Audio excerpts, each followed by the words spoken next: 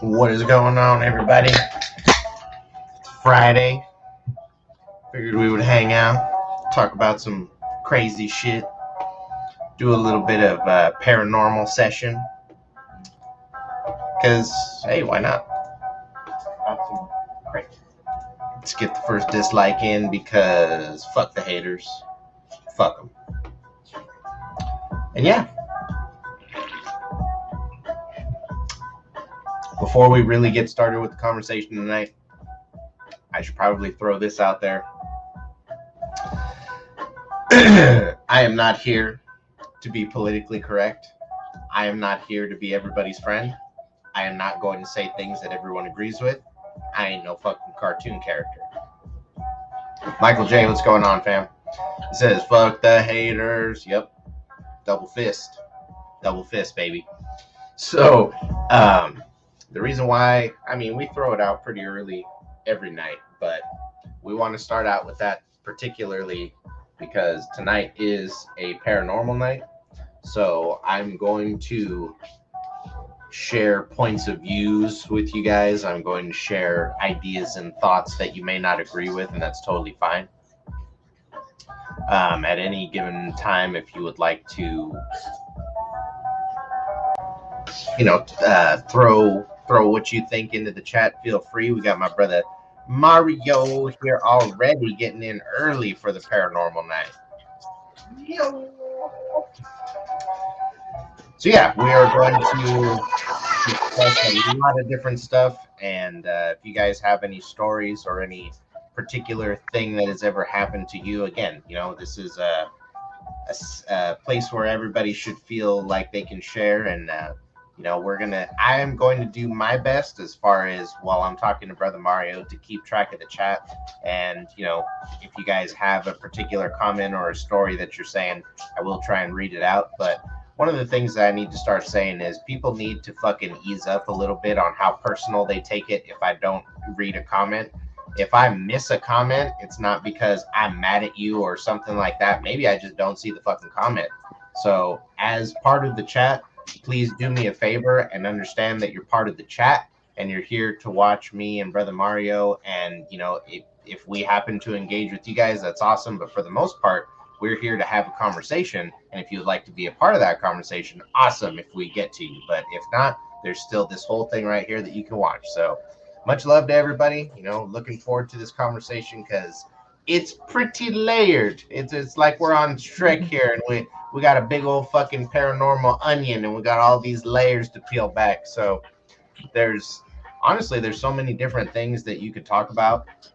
Small tubes, what's going on, fam? I think that we will start out with a dab. Brother Mario, how are you and Mrs. Clean Pump doing this week? We're doing pretty good, man. We're doing pretty good.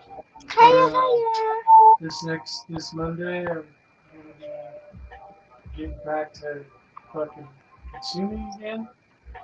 Um, Pretty scared of the first go around. It's gonna be a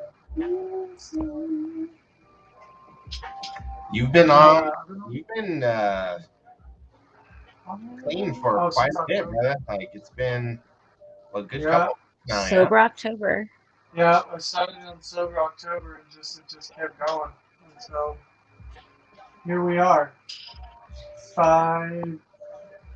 that 5 months?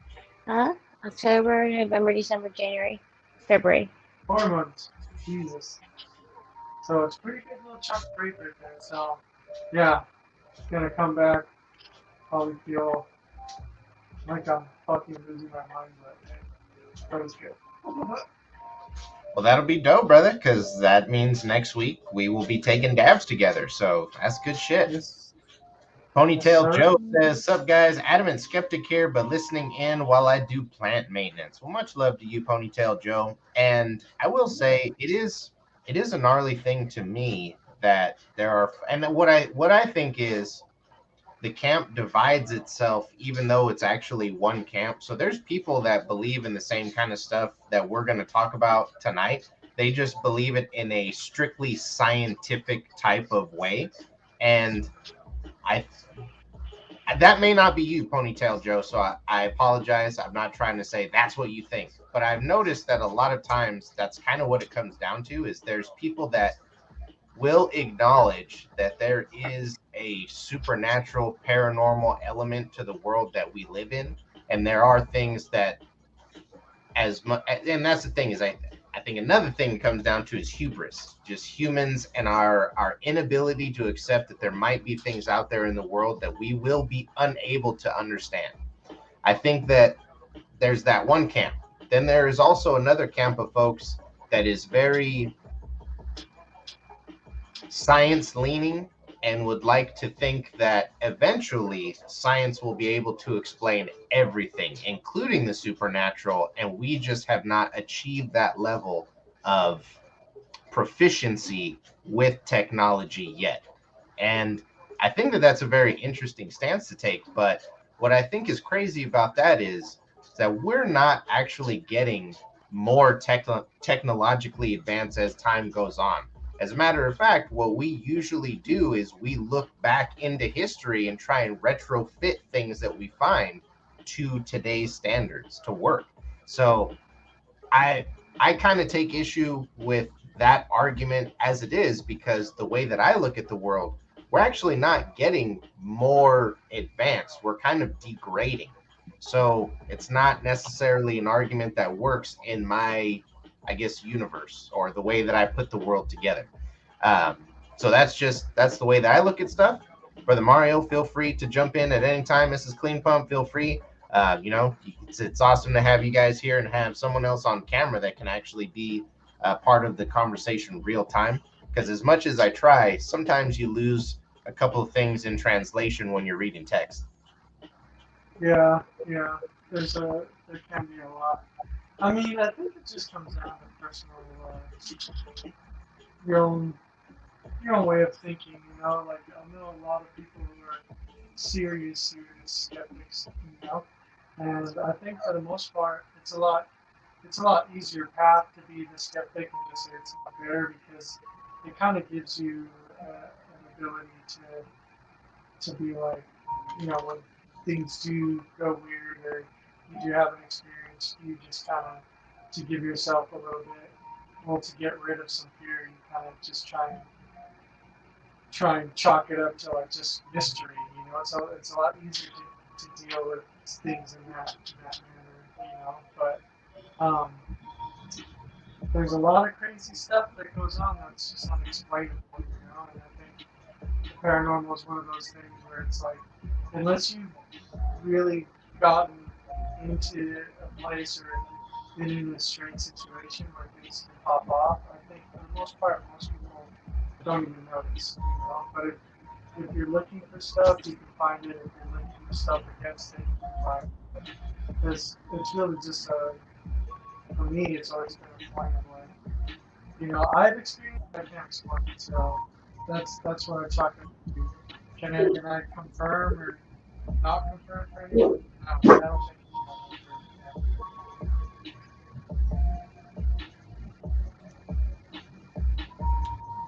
Brother Mario, it sounds like because Ponytail Joe says he's a little difficult to hear. I turned up the volume on your mic, so I hope that that helps a little bit.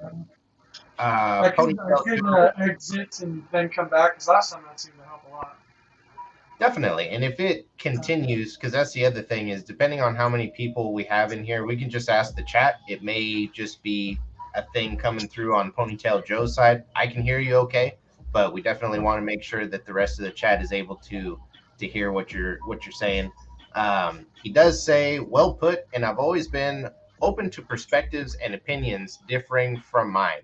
And Ponytail Joe, I would say that already puts you kind of ahead of the curve because what a lot of people will do is just kind of, and Brother Mario I think was touching on that a little bit, is a lot of people they'll find kind of like sound bites that they're very comforting, they sound awesome, but there's not really any research that's put into those sound bites, and so a lot of people kind of go through life adhering to things that sound good but may not necessarily even fit together, because that's something that I notice in conversations that I have with people is there are worldviews that folks adhere to wherein their universe doesn't necessarily fit together. They'll pick this belief over here and this belief over here and this belief over here, and they sound really good when you put them together in your head. But as far as the actual teachings of those things and if they would actually coalesce, they would never go together. So I think that you have to be careful how you put your worldview together. And one of the best things to do is to just kind of look at everything like a web. Everything is eventually going to touch the other thing and kind of run into the other thing. So for all of it to connect and make sense is kind of a big deal. And that's why it's important to actually understand the things that you believe in. And from that, I would say, really, when you come across someone who has faith and they're willing to defend what they believe in, listen to them for a little bit, because there are people that just believe what they believe and they want to try and get everybody else into the club. But then there are also people that believe what they believe because they took a lot of time and fucking effort and research to try and figure out what's going on in the world. And based on what they've found, they say, okay, well, this seems to make the most sense. And all I'm going to say is not everybody's like that, but just give people a chance and, listen to what they have to say at first. Let's see. Ponytail says, "You sound fine, Dead Cynic. Clean Pump is fading in and out." Yeah, Check, so, check. Let me know if it sounds any better because I switched the audio to my earbuds. I guess the audio was on and we got the his mic iPhone. volume up, so I'm hoping that we should be okay. And if anything, we can just pause the music because that'll probably bring Brother Mario in a little bit clearer as well. Uh, but yeah, I would just say keeping an open mind is great. The other thing, like, there was a comment that I heard a while ago that kind of stuck with me. It's like, keep an open mind, just not so open that your brains fall out. Like, it's Yeah. definitely, it's a great thing to hear people's arguments and to hear where they're coming from. But at the same time, we just have to be aware of the fact that as much as we want to respect people's opinion, everyone can believe whatever they want to believe. That unfortunately does not make the belief valid. People can believe some gnarly, dumb shit and believe it really hard, but that doesn't mean that their level of belief makes that thing true. So it's one of those kind of deals where being educated and knowing what you think when it comes to all that stuff is really important. And it's kind of crazy because there's a lot of people that they'll just kind of, I think I know what that is. Well, I'll just call myself that. Yeah, yeah. It's super tough, man. Especially for me, just because, like, yeah, like, personally, I was raised Catholic. And, um, I mean, I think most Mexicans and most Mexican Americans are growing up Catholic, right? But then my parents switched up and started going to a Southern Baptist Christian church, and um, I'm not a super hardcore like, person who's out there like some that you might know who are out there judging people super hard on what they believe in and what they don't believe in, just because that's just the way I am. But I do find myself sometimes always, questioning. And I think that's just a part about having a good head on your shoulders and not just always taking things at face value. But we're always trying to learn, we're always trying to make things, make sense. And for some people, religion doesn't make sense to them, and that's just how it is. I'm not a person that tries to go out of their way to try and change someone's mind unless they're the ones asking. Like, hey, why do you believe what you believe? And then we can have a conversation about it. And I think that's where I kind of get. I feel like a lazy person because I know there's a lot of you know good religious, whether it be Christian, Muslim, whatever religion it is that you practice. But I see here in debate like a hardcore person who has read the Torah and knows it front to back. And, no, I just I'm just going off of what I've known for my entire life, what my own personal beliefs are, and if something comes along, then I take it for what it is. I try not to judge anybody for what they believe. I just try and, I guess, assimilate it to what I believe, and try to understand why they believe what they believe. That's the best thing I can That is a very progressive way of looking at it, brother. do. I Yeah, um yeah, and that's the thing is I will say I try my best to respect everybody's views, but at some point there are conversations that I've had with people where it's like that's cool, but that's definitely not correct. And yeah, again, I think what it comes down to is like it again, it's great to respect everyone and respect their ability to believe what they want to believe, but you just got to be careful as far as what you take in and what you absorb because again, just because someone believes something does not necessarily mean that belief is valid. We can believe that up is down. That doesn't mean that if we walk off a cliff, we're going to float. yeah, yeah, yeah. And I do apologize because we might not actually have my grandma in the chat tonight. I didn't realize it, but she actually went in for a procedure on her eyeballs yesterday. So she Oh had kind of wow. like a minor surgery on her eyes, and she is recovering today. I'm hoping that she will join us. I let her know that we're going to be going live. So if we do see her in here, that's awesome. But if not, it's probably just because she is trying to take it easy and do some recovering. Yeah, I think I would be too if I got some eye surgery done. And the crazy thing is, rather like they only do one at a time. So she's got one good eye right now and one recovering eye, and then in like a week they go and do the other ones. It's like fuck. That's never fun. Feel like a pirate. But you got to have working eyeballs, definitely. Yeah, I mean, So but y'all, I'm gonna heat up this banger right here. We're gonna take the first dab of the night, fingering, and we will talk about some stuff. So I'll throw out there while I'm heating up the banger. Do you Excited. guys have if you have a supernatural slash paranormal experience, what is the earliest age that you remember experiencing or running into something like that? Until I was older. Yeah, I think I Wow. didn't have much when I was Yeah, I super probably didn't super even young. notice. Um, I would think that the earliest that I can remember that I was like, this is pretty crazy. Was when I think I was probably like in the third grade in my in our house in Santa Clarita, and uh, I've said it before, but like my mom's always is like very Catholic, and so as soon as we moved in, my mom was like, I like the house, I love the house, but there's something here, and I don't know what it is. And I was always kind of chalking it up to like, my mom and my mom. But there's several times that I didn't have a room in that house, so I had to sleep in the living room. Had to make like a makeshift bedroom in the living room for myself. And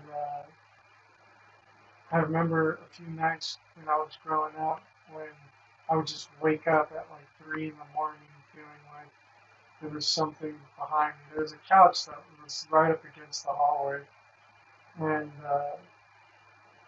several times I would just wake up out of nowhere with eyes wide open and always feel like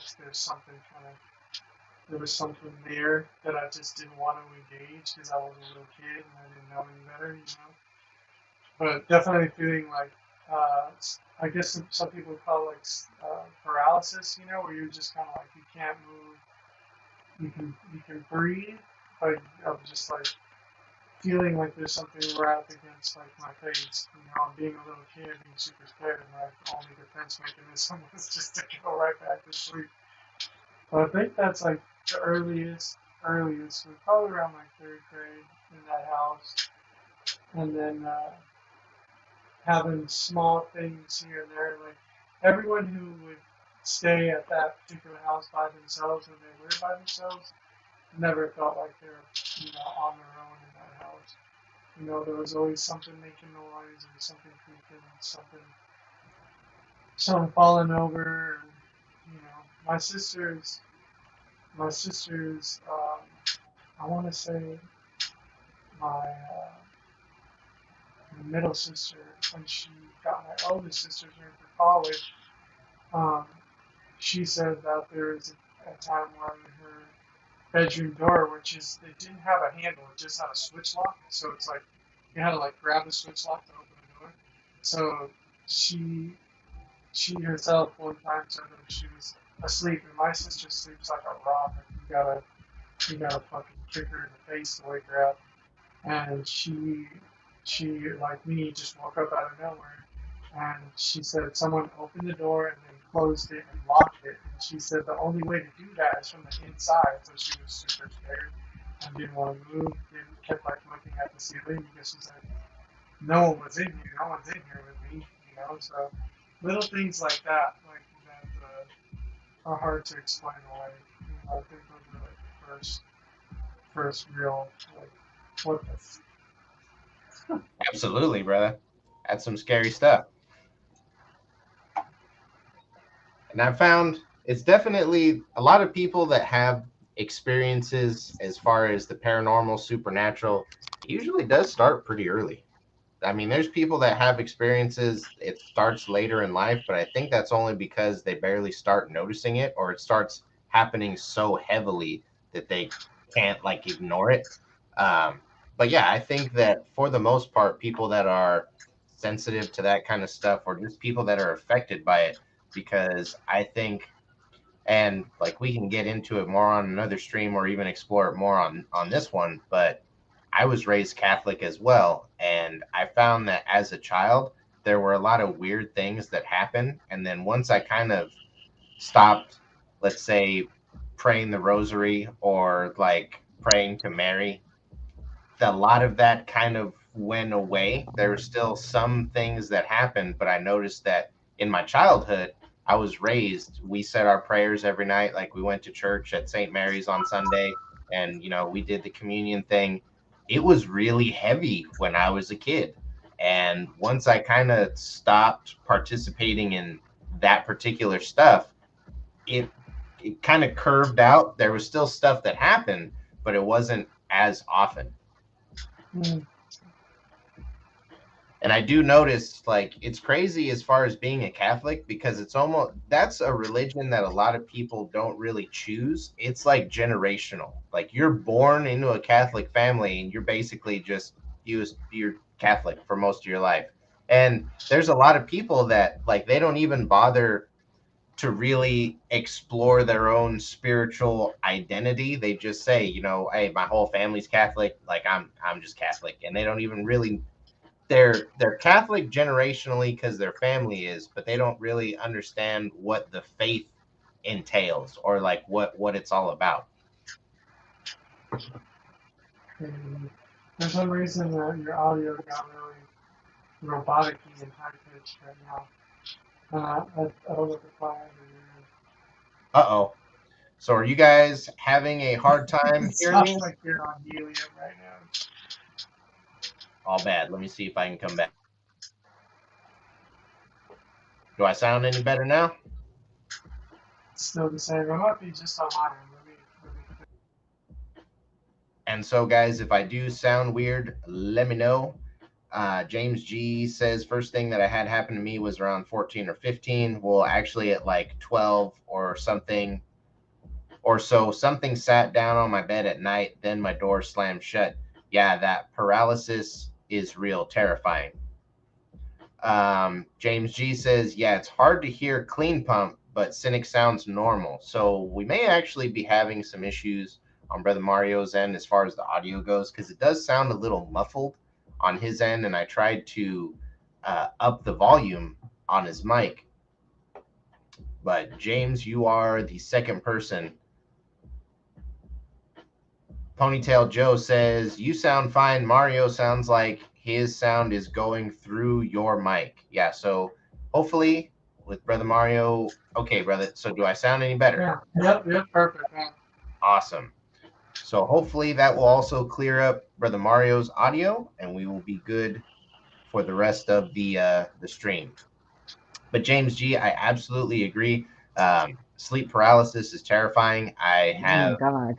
it a few times myself, and that actually made me research it a little bit. And it's kind of crazy how common it is. But Yes. there are a few things that you should know that are going to kind of, I wouldn't say encourage it, but it's more likely to happen if a certain couple of things are going on. So let's say that you are the kind of person that likes to sleep on your back. There's Uh, a lot of times when people experience sleep paralysis, it's when they're lying on their back. And it has mhm, a lot to do with the compression on your lungs and just how that there's actually a science to that, because when you're asleep and you get into a certain stage of sleep, your shit slows way in the fuck down, and it's a much slower level of maintenance than you normally have in your waking life because you're not doing anything. So your body, if you wake up in the middle of that, you may feel like maybe you can't breathe because you're breathing a lot slower and shallower than you normally would. The other thing is, where was I going with that? So you're lying on your back, it's hard to breathe. Um, okay. Lying on your back encourages that experience. Another thing is you got to be careful, and like we all do it, but you get up, you take a leak, you're still half asleep, and when you go back to sleep, right before you fall asleep, it might happen. Part of the reason is because when you get up to take a leak or do whatever you're going to do, you may be partially still in your sleep state. And when you mhm. lay back down, you're sliding into it so easily that there's something happening during that where you're awake during this weird transition and it feels like this weird stuff is going on. But what I will say is, aside from sleep paralysis being a slightly scientifically explainable thing, what I think is weird is that a lot of people will wake up before all those sensations start because they just have this weird feeling like there is a presence near them. So that's one thing that I think is really strange, is that aside from people being able to explain some things kind of scientifically, there is this weird trigger where people just wake up out of a dead sleep sometime and they're like, wait, this doesn't feel right. Like you feel there, like you feel a menacing presence in the room with you, or like something is watching you. You don't feel alone. That's kind of the main component of that experience, is that you wake up and you do not feel like you're by yourself. And I think that's kind of weird. Like it's kind of strange. Yeah. And what I wonder a lot about, Brother Mario, is how things really get haunted. Because do places become haunted or do people? And the reason why I say that is because my grandfather, he was a great guy, but his entire life, no matter where he lived, every single member of our family, and him included, it was just a regular thing for him. He got used to it. Every single member of our family would end up having some kind of paranormal experience at his house. And again, it didn't matter where he lived or where he moved to. Like whatever was there was kind of like attached to him.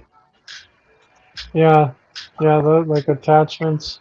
You see a lot of them. There's a lot of these people who do ghost hunting and stuff like that. That they'll find themselves getting something follows them back. Something ends up with them. Where before their house was completely normal, but after they go to a certain place, they can end up finding an attachment, being there in their house with them. Just kind of, to me, that was like, that's like my biggest fear is like, even if you're a skeptic and you go out and you do some form of like, oh, I'm just gonna see and test it out. You don't know what you're really getting yourself into.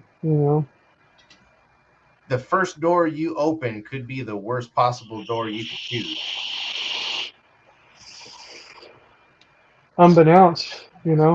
Like And there's then a lot I like well my wife really likes to watch there's a YouTube channel called Nukes and they just it's all paranormal stuff and there are um a few people like in Japan when you post stuff on social media like YouTube and stuff there's an anonymity there like no one can really look up who you are or and stuff like that but there was one particular video that me and my wife were watching. There was this Japanese guy who moved into a flat and he would nothing would happen inside of his home, but he could hear someone outside fucking moaning and not like a normal moan, like a moan that's like someone's like in pain crying and he would have to go all the way outside with his camera and like just be pointing the camera around and you can hear this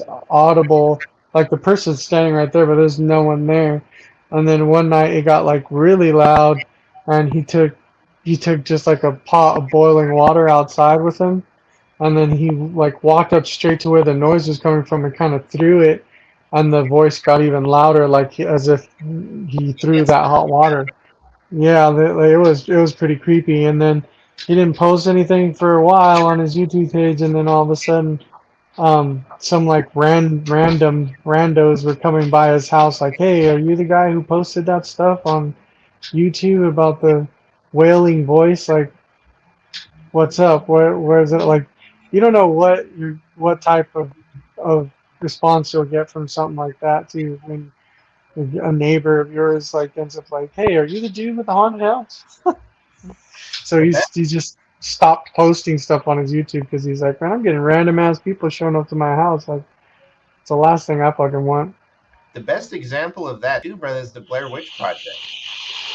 That shit was not real at all, but it was so well done that when the movie was released, so many people went out to that area to try and find the Blair Witch, and like it was not something that the town welcomed. They were like, dude, fuck all of this. So it's kind of like you really don't know what kind of doorway you're opening with that, because dude, people will flock to that shit.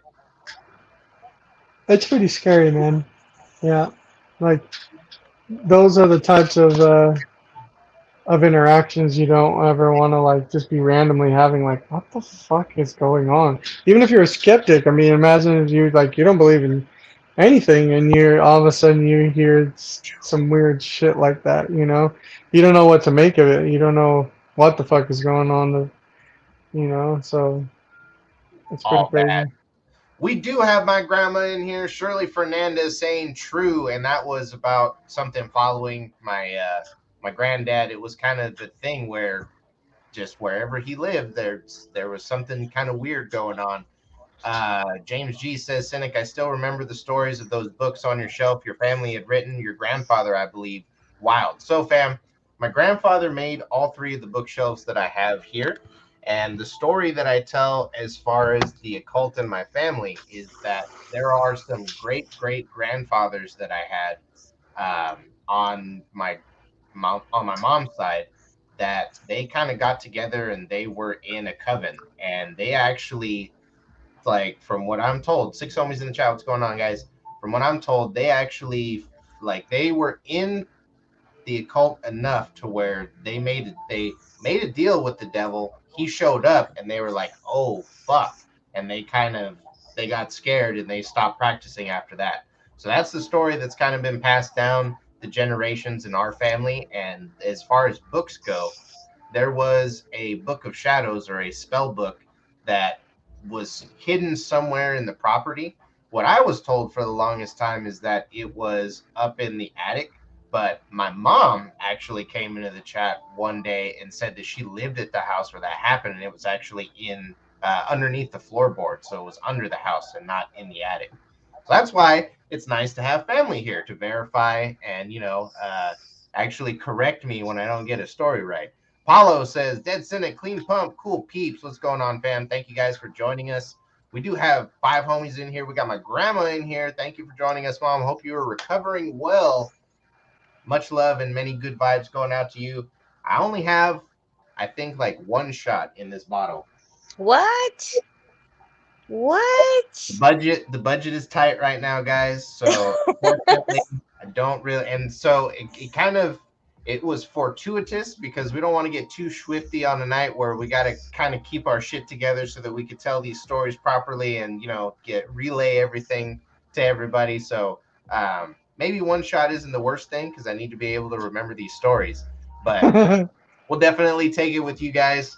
And I was looking around. I also have it was a gift, so I don't know if I want to open it, but I have a mini bottle of Hennessy that my buddy got me. But it's Oh like my gosh. I don't drink Hennessy. It's not. It's like a mini shot, so it's why not? But we might drink that. You Don't should know tell them yet. about the lucid dreaming. Oh, About when you're laying there and it feels like something's on your chest. When you're in the half awake and half not state. It's like lucid dreaming. yeah. That's like, It's but it's crazy. weird because when I It happened was, to me here. that's another like crazy spiritual thing, right? Like lucid dreaming. Or when I graduated from high school, got in a band around like 24 or so, or 23.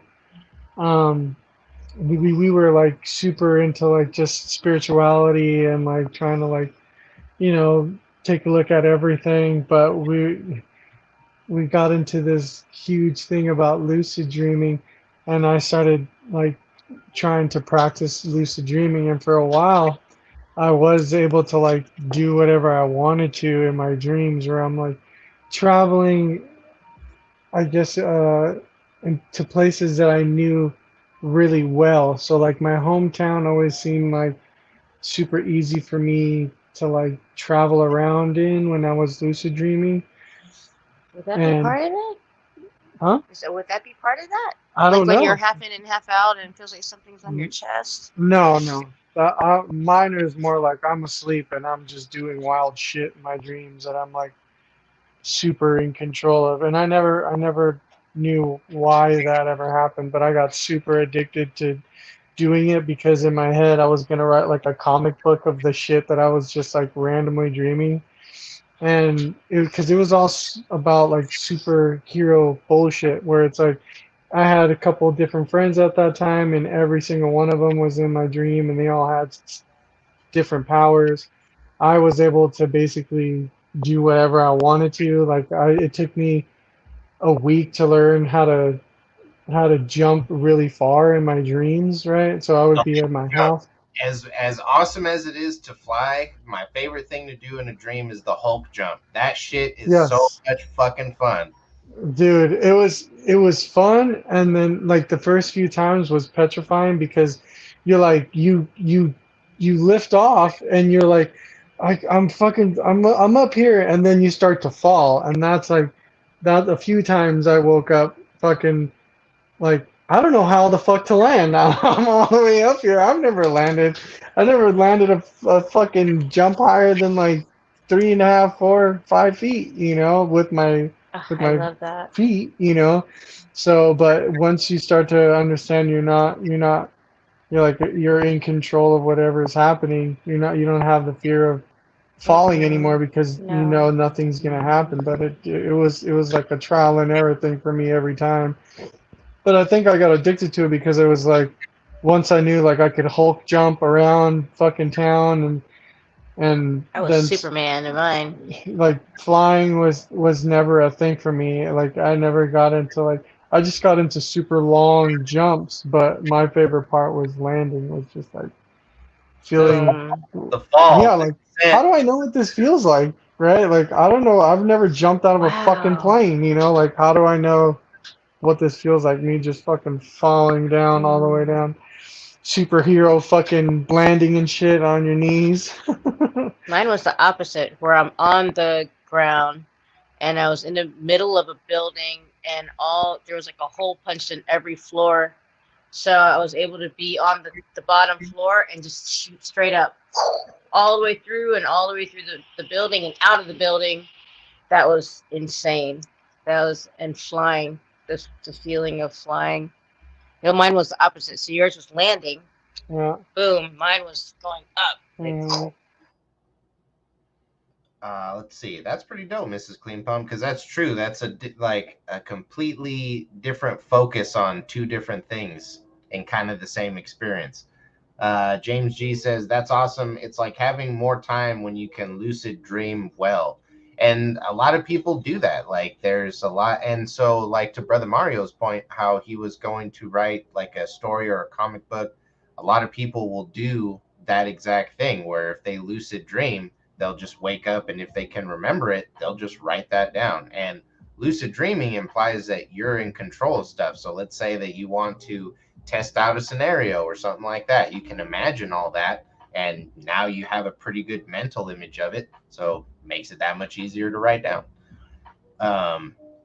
Let's see. Paulo says sometimes you can just float up. Sometimes you have to flap your arms really hard.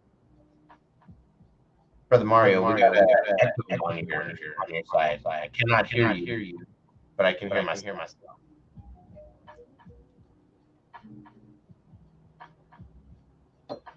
So before we take this shot, guys, we're gonna hold up and hopefully and it fixed it before, so it's probably just a temporary issue. I'm sure that we will get them right back. But we're gonna wait for Brother Mario and Mrs. Clean Pump, and then we're gonna take this shot. We got 5 homies in the chat. I think that we might still have my grandma here. Hope that you're resting and doing well. Miss you guys. Love you guys. But yeah, there we go. We got him back. Yep, got your audio back now too. Brother. So all right, we're all good. James said, I had a psychology teacher that was pro at astral projection and lucid dreaming. In his projections, he could travel. And so, James, the only thing is like as far and lucid dreaming too, because it just depends on how far down the rabbit hole you go. I stopped pretty early on, so I didn't really have that kind of experience. But there's a lot of people that, and there's one guy in particular. His name is Stephen Bang Cars. He talks about because he was very heavy into kind of like the New Age movement and all of that spirituality that follows with that, and astral projection is a big part of it. So is lucid dreaming. And he talks about a time where he actually loses control of the ability to do it at will, and it happens against his will. My lady says good morning, so she just got up. She's probably getting ready to go to work. How you doing, Hello, man? good morning. Thank you for joining us. But it was crazy because there were times in his lucid dreams where he would be doing whatever he was doing and the world would kind of pause, and all of a sudden he would be taken up into the sky and he would meet a being. And it was really weird to him because it was not, again, this is not of his control. In a lucid dream, you're basically building the world. It's like an episode of Inception. Like you're projecting wherever you are and what you're doing, and so, sometimes you have to learn how to control stuff. Like Brother Mario was saying, as he was learning how to Hulk jump, he had to figure out what landing felt like because he had never really been that high or had that experience, but he was able to flesh it out, and before he knew it, he was Hulk jumping places. And that I agree, that was kind of one of my favorite things, and I think it's because I'm a roller coaster fan, and that's how we know what it feels like, is that dip that you get when you're just fucking zooming straight down. Like we know what that feels like, so it's easy for us to juxtapose that into a dream. What was I gonna say? Oh yeah, but there. So when people get really heavy into lucid dreaming, something that happens not to everyone, but that does happen is they almost lose control of the ability. Like one thing that this guy was talking about is there was a day, because he was also practicing astral projection. There was a day where he astral projected, was like, oh, that's cool, tried to get back into his body, and after he did, was ejected out of his body and could not return. And it was all while this being that he had met, like the thing that had pulled him out of his car and met him in the sky, it was the same being, but it had come into not a lucid dreaming session, but an astral projection session, which is kind of strange.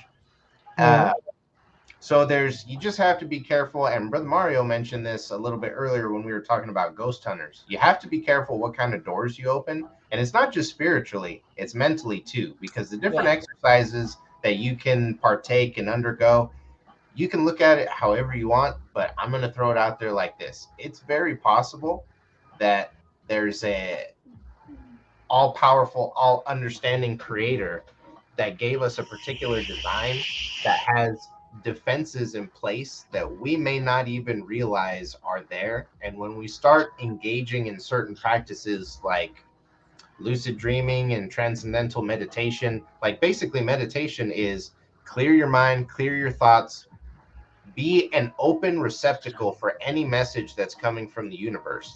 The problem with that is the message could be good or bad.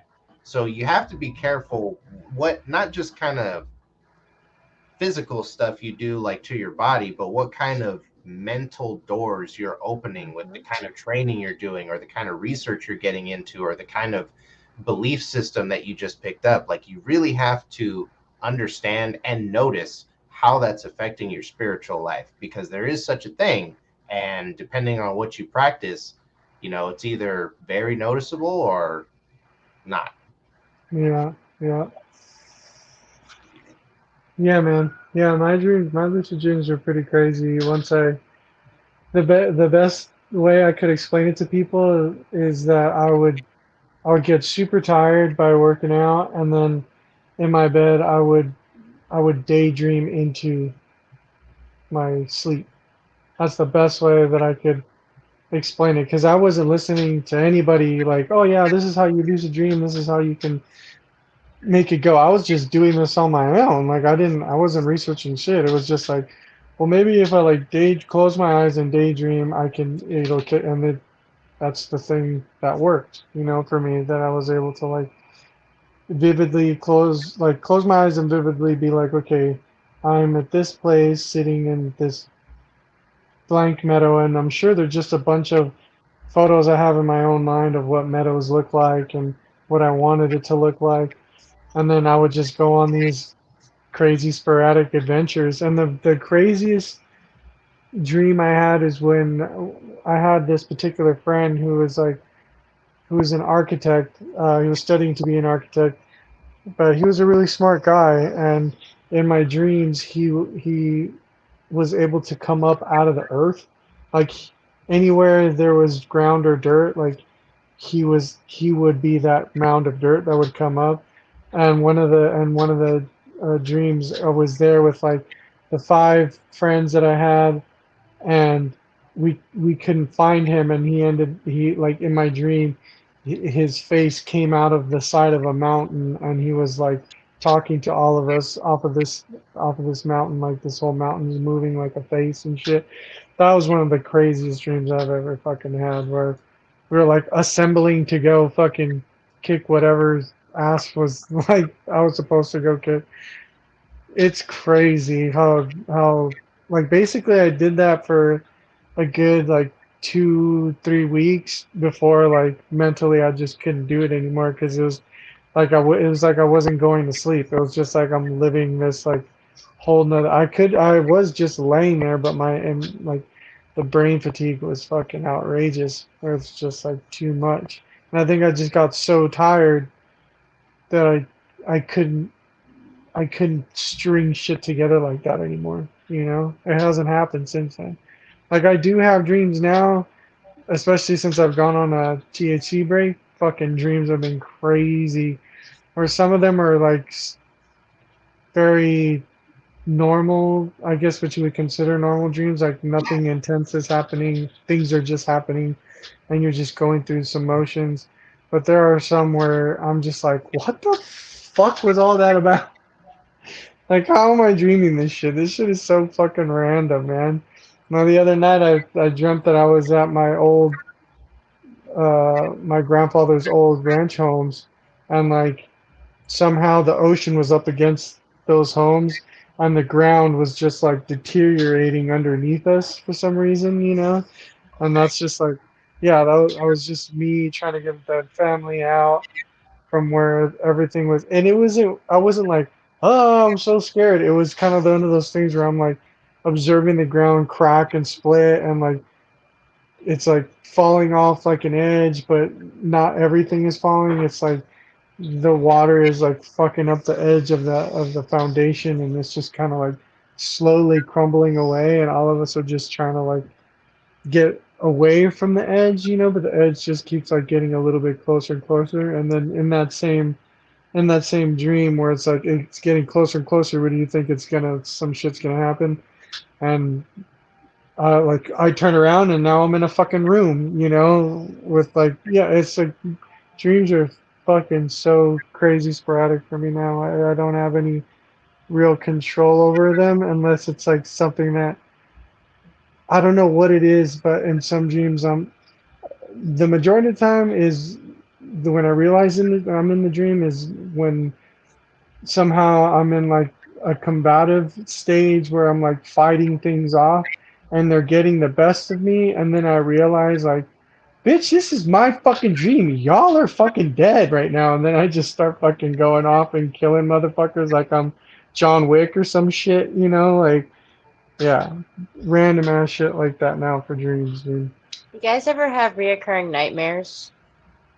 Oh yeah, and that was primarily what I was looking into lucid dreaming for, was because I was having a reoccurring nightmare, and I was like, if I could just get that to stop, that would be dope.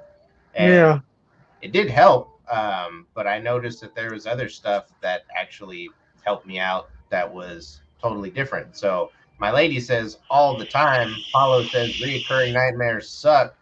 Yeah, they My do. grandma says when I was young, I used to have out of body experiences.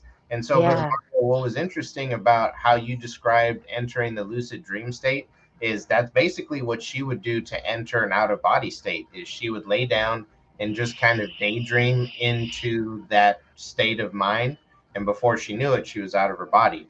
But she stopped doing it because she had an experience where when she was trying to get back into her body, she noticed that there was something reaching for her. Oh And my she god. mm, decided not to really get into it anymore after that. Yeah. But the crazy, and the reason why I say like it's generational, and well, people should be careful as far as like their family history, is I researched the occult, but I've never participated in any kind of like I've never played with a Ouija board. I've never done anything. But that doesn't mean that the generational ties aren't there, because parts of my family have been super duper heavy into the occult.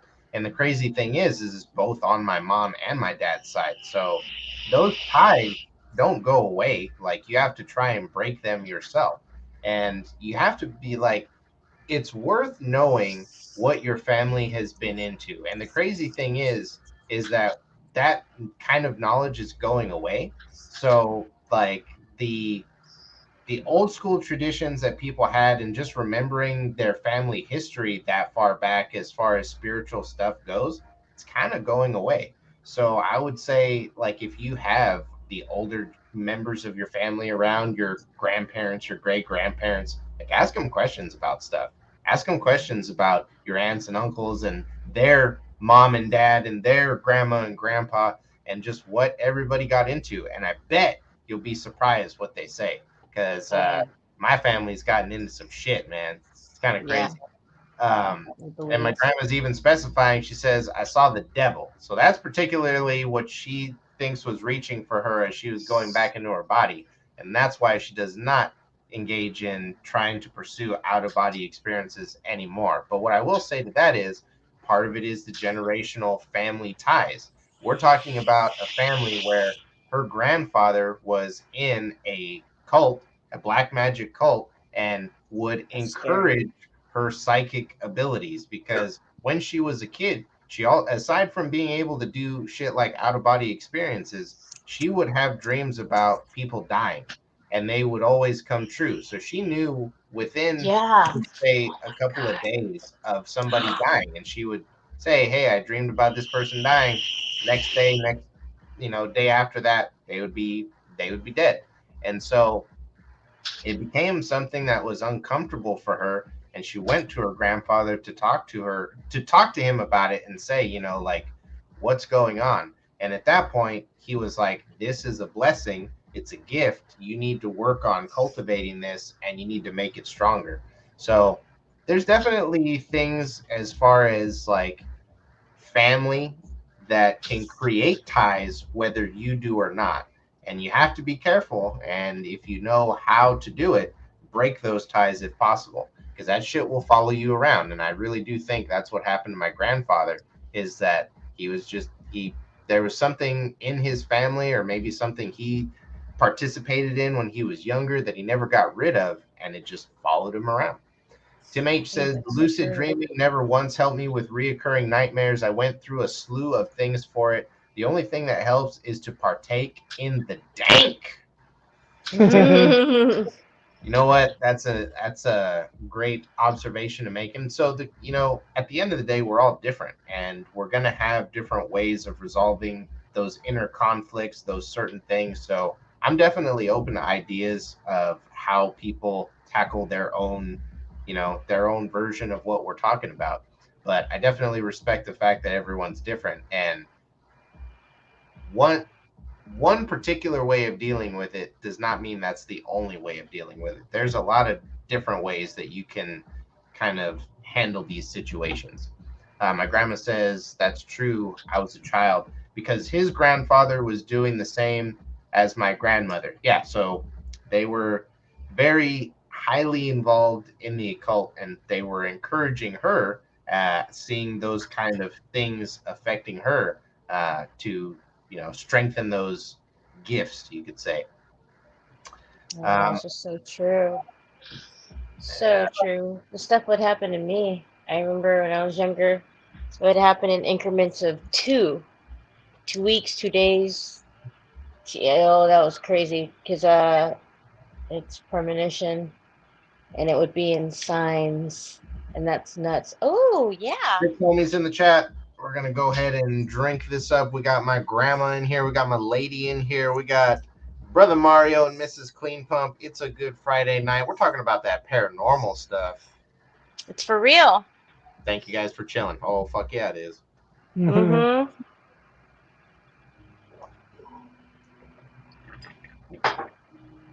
Wow, that is. And That was so crazy. let me get to my lady real quick. She says, she actually left us two comments. She says, the only time that I dream is this the only time that I dream is a nightmare, and it's the only dream that I actually remember, but something is always chasing me and I always wake up right before it touches me. I'm awake when those feelings of someone passing is coming, and I'm really spot on, especially working in a nursing home. It freaks me out sometimes how accurate I am. Ugh, the nursing home. It's terrible because I used to work at a retirement home. But yeah, I get it. It's for real. That's for sure. Like you said, the whole premonition thing that happened with me, like signs, and it was 2 days before.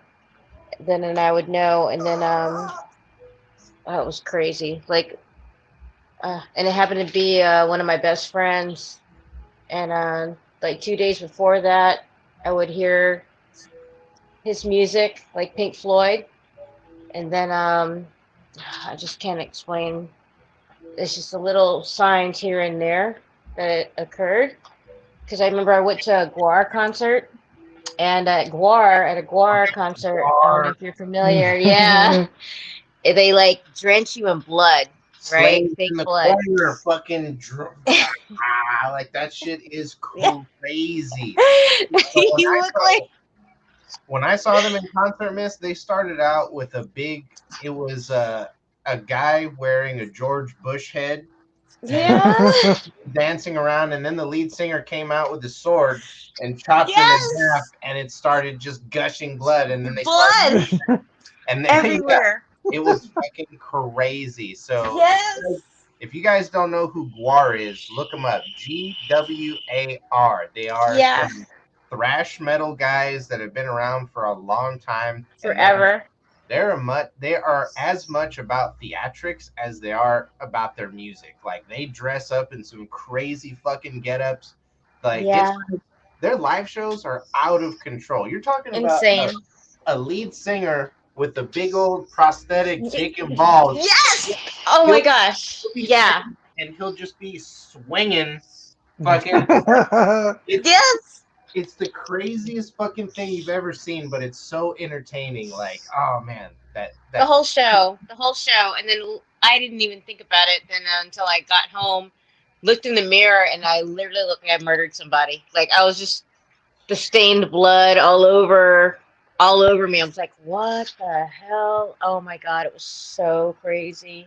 And that was the first night I got the first sign, and then yeah, it was insane. I can't even explain how all of that happened because we all listened to the same music and same concerts. It's like one of our best friends in the group of eight of us had passed away, and yeah, and I knew 2 days beforehand. So it was really strange, and I would have the dreams and everything. I wouldn't understand it until I put two and two together, put everything together, and I was like, "What?"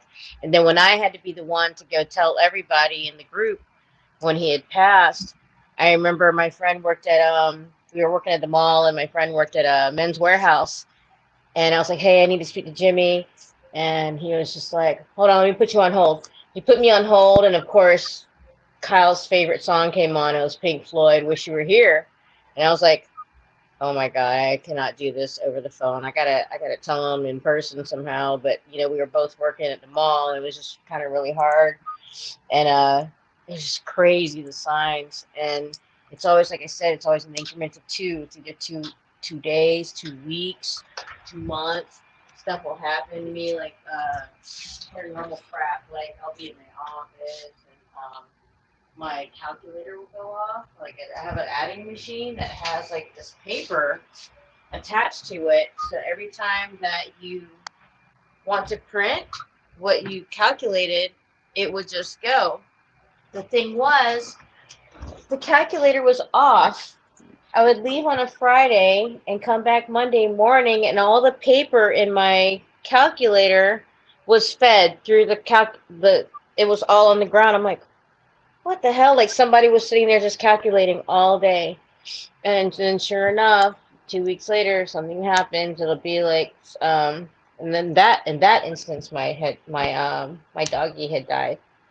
And then after that, I didn't get any more anything, anything at all. It just went dormant. So nothing. And that was 2 weeks.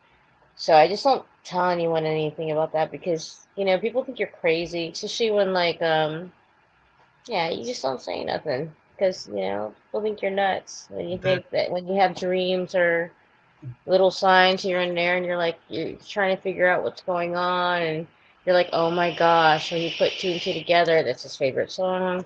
This is his favorite drink. Yeah, just different things, and it's like, what? the crazy thing It's, for me, Mrs. Clean Pump, is that premonitions have always been situational with people that I trust. I will have a yeah, I will have a dream that I'm having a conversation with somebody about something totally random that I have no idea about. And it's a person that I've never met and I have no idea who they are, but I'm calling them by name. They're calling me by name and we're very comfortable in the conversation. And then, like a year or two later, I will meet that person and we'll have that conversation. And the weirdest thing is it's not like I prompt them to say something, like I ask a question and they say exactly what I heard in my dream. It's like a random thing where they walk into the room and they say this exact thing and I'm like, "Oh shit, like I've had this conversation with you before." And that trips me out because those are the premonitions that I have. It's always yeah, situational with people that I trust, but at the time I don't when I dream about it, it's before I know them, and like yeah. it's after I get to know them and I'm really comfortable with them. We'll have some random conversation, and it's a conversation I've had with them before, and it's the fucking weirdest thing. Just like a deja vu thing. It really Deja is. vu thing. That's the Yeah, crazy. Because like I'm sitting, and it's like I'm in a state of bewilderment most of the time too, because I'll be sitting on somebody's couch and it's like, fuck, I've done this before. And right now, the homie's gonna come in and ask me if we're ready, like, to go to this random place that I hadn't thought of. And then they'll come in and be like, hey, dude, so I was just thinking, hey, let's go over here and fucking handle this real quick. I'm like, Fuck. What the fuck? So it's that Mm-hmm. that's always been kind of I've never had weird. So I shouldn't say weird, but I've never had really strong premonitions like I know when a person's gonna pass away or something like that. But it'll be little shit like that. Like just I'll be having a conversation with somebody. It's like, dude, we've totally talked about this before, but we haven't. It's all appeared. Mm-hmm. That's nuts. Yeah, I do that in my dreams. And then I remember my best friend like I had this crazy dream, and it was 2 weeks after he passed away. He came to visit me, and of course I was driving my CRX. We were smoking a joint. We were all wearing white, and then literally the only thing he said was, "Hey, I'm okay," and I was like, man, I just started crying. And when I cry, and I wake up crying, that means it's like for real. But like if you're crying in your dream and then you just wake up, you're fine, nothing's, you're there. It's different. But when you're like literally bawling and you wake up and you're still bawling, you're bawling. That just no, and the feeling is so real. I think it's entirely different. Like when you like right before you die in a dream, you wake up. It's like that. This is like if I cry and I'm waking up still crying, then I know it's bad. I don't know how to explain that. Because you can be crying in your dream and then wake up and you're fine. You're You're all right. nothing's going Yeah. on. You're just like, wait, what's going on? Oh, okay, cool. Whew, everything's good. But if you're actually crying and you wake up sobbing and you're weeping, like crying like crazy, you can't even breathe because you're crying so hard, then I know it's real. That's how I know. It's crazy. I don't know. It's insane because I just don't ever. I don't believe in that stuff until it. Same with the paranormal stuff. I didn't believe into any of that crap until like it actually happened to me. I would look at other people and be like, "Oh, you're crazy. Maybe it's just what's the lighting and this. And scientifically, this is what happened." No, until it happened to you, then you start to believe, and that's how I know. Because I was like, I'm a total skeptic until proven like wrong. It's so weird. I'm just not. Well, that's like the thing with like parents, right? Where Yeah. like a lot of parents, they seem to know when to call you or Oh my when to god. communicate with Yep. you when you're not saying a word, but you're be having like a super tough week or a few weeks, and they Out of just nowhere. call and at your lowest point and they're like, "Hey, what's up? What's going on?" That's my It's like, mom. My you mom know, has been like that, and my grandma too. I remember being hanging out with my grandma, and then the phone rings. This is when we had landlines, and the phone rings, and she's like, "That's Uncle Bobby. He just got into an accident." I was like, "What?" And then we answered the phone. Sure enough, Uncle Bobby got into an accident in his fucking Trans Am. What the fuck? What? What the hell? She yeah, just we're had that. I don't know. I can't explain that shit. You just can't explain it.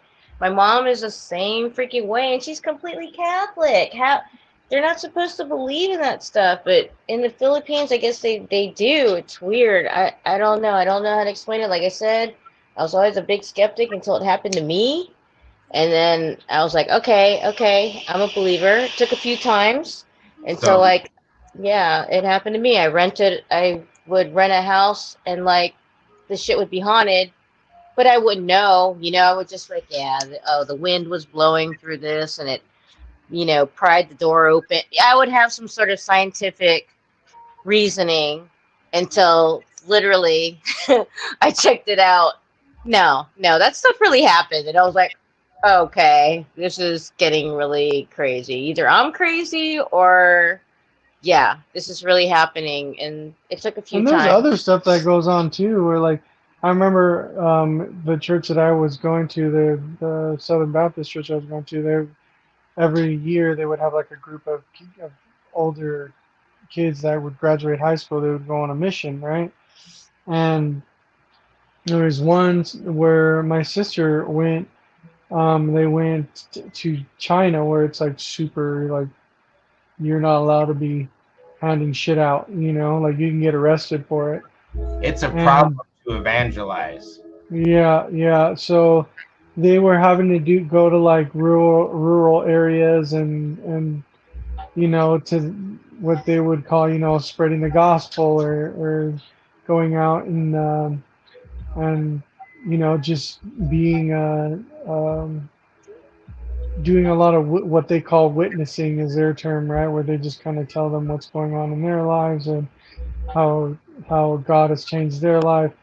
But there was one time when they were coming back from China. They ended up staying in Texas for a little while before they made another flight out to California. But while they were there, they had to stay. I think they stayed there for like 3 nights to help out another church that was connected to ours.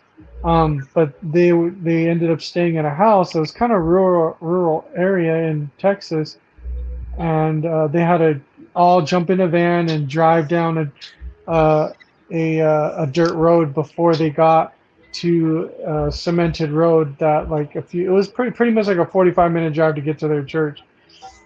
And so they would wake up every morning to go help them with the food drive. And I think it was like the second morning they got into the van and they drove down this dirt road where again it's just like it's a access road, so there's really it's like 20 miles of like nothing. It's like their house and 20 miles of nothing, then they get to the street, and then they can drive down from there. Well, they're on that dirt road, the van randomly ran. I don't know if it died or if the driver just kind of lost control of the van, and they ended up in a ditch where it's like the road is kind of above, and there's like a slight decline in the road in a ditch.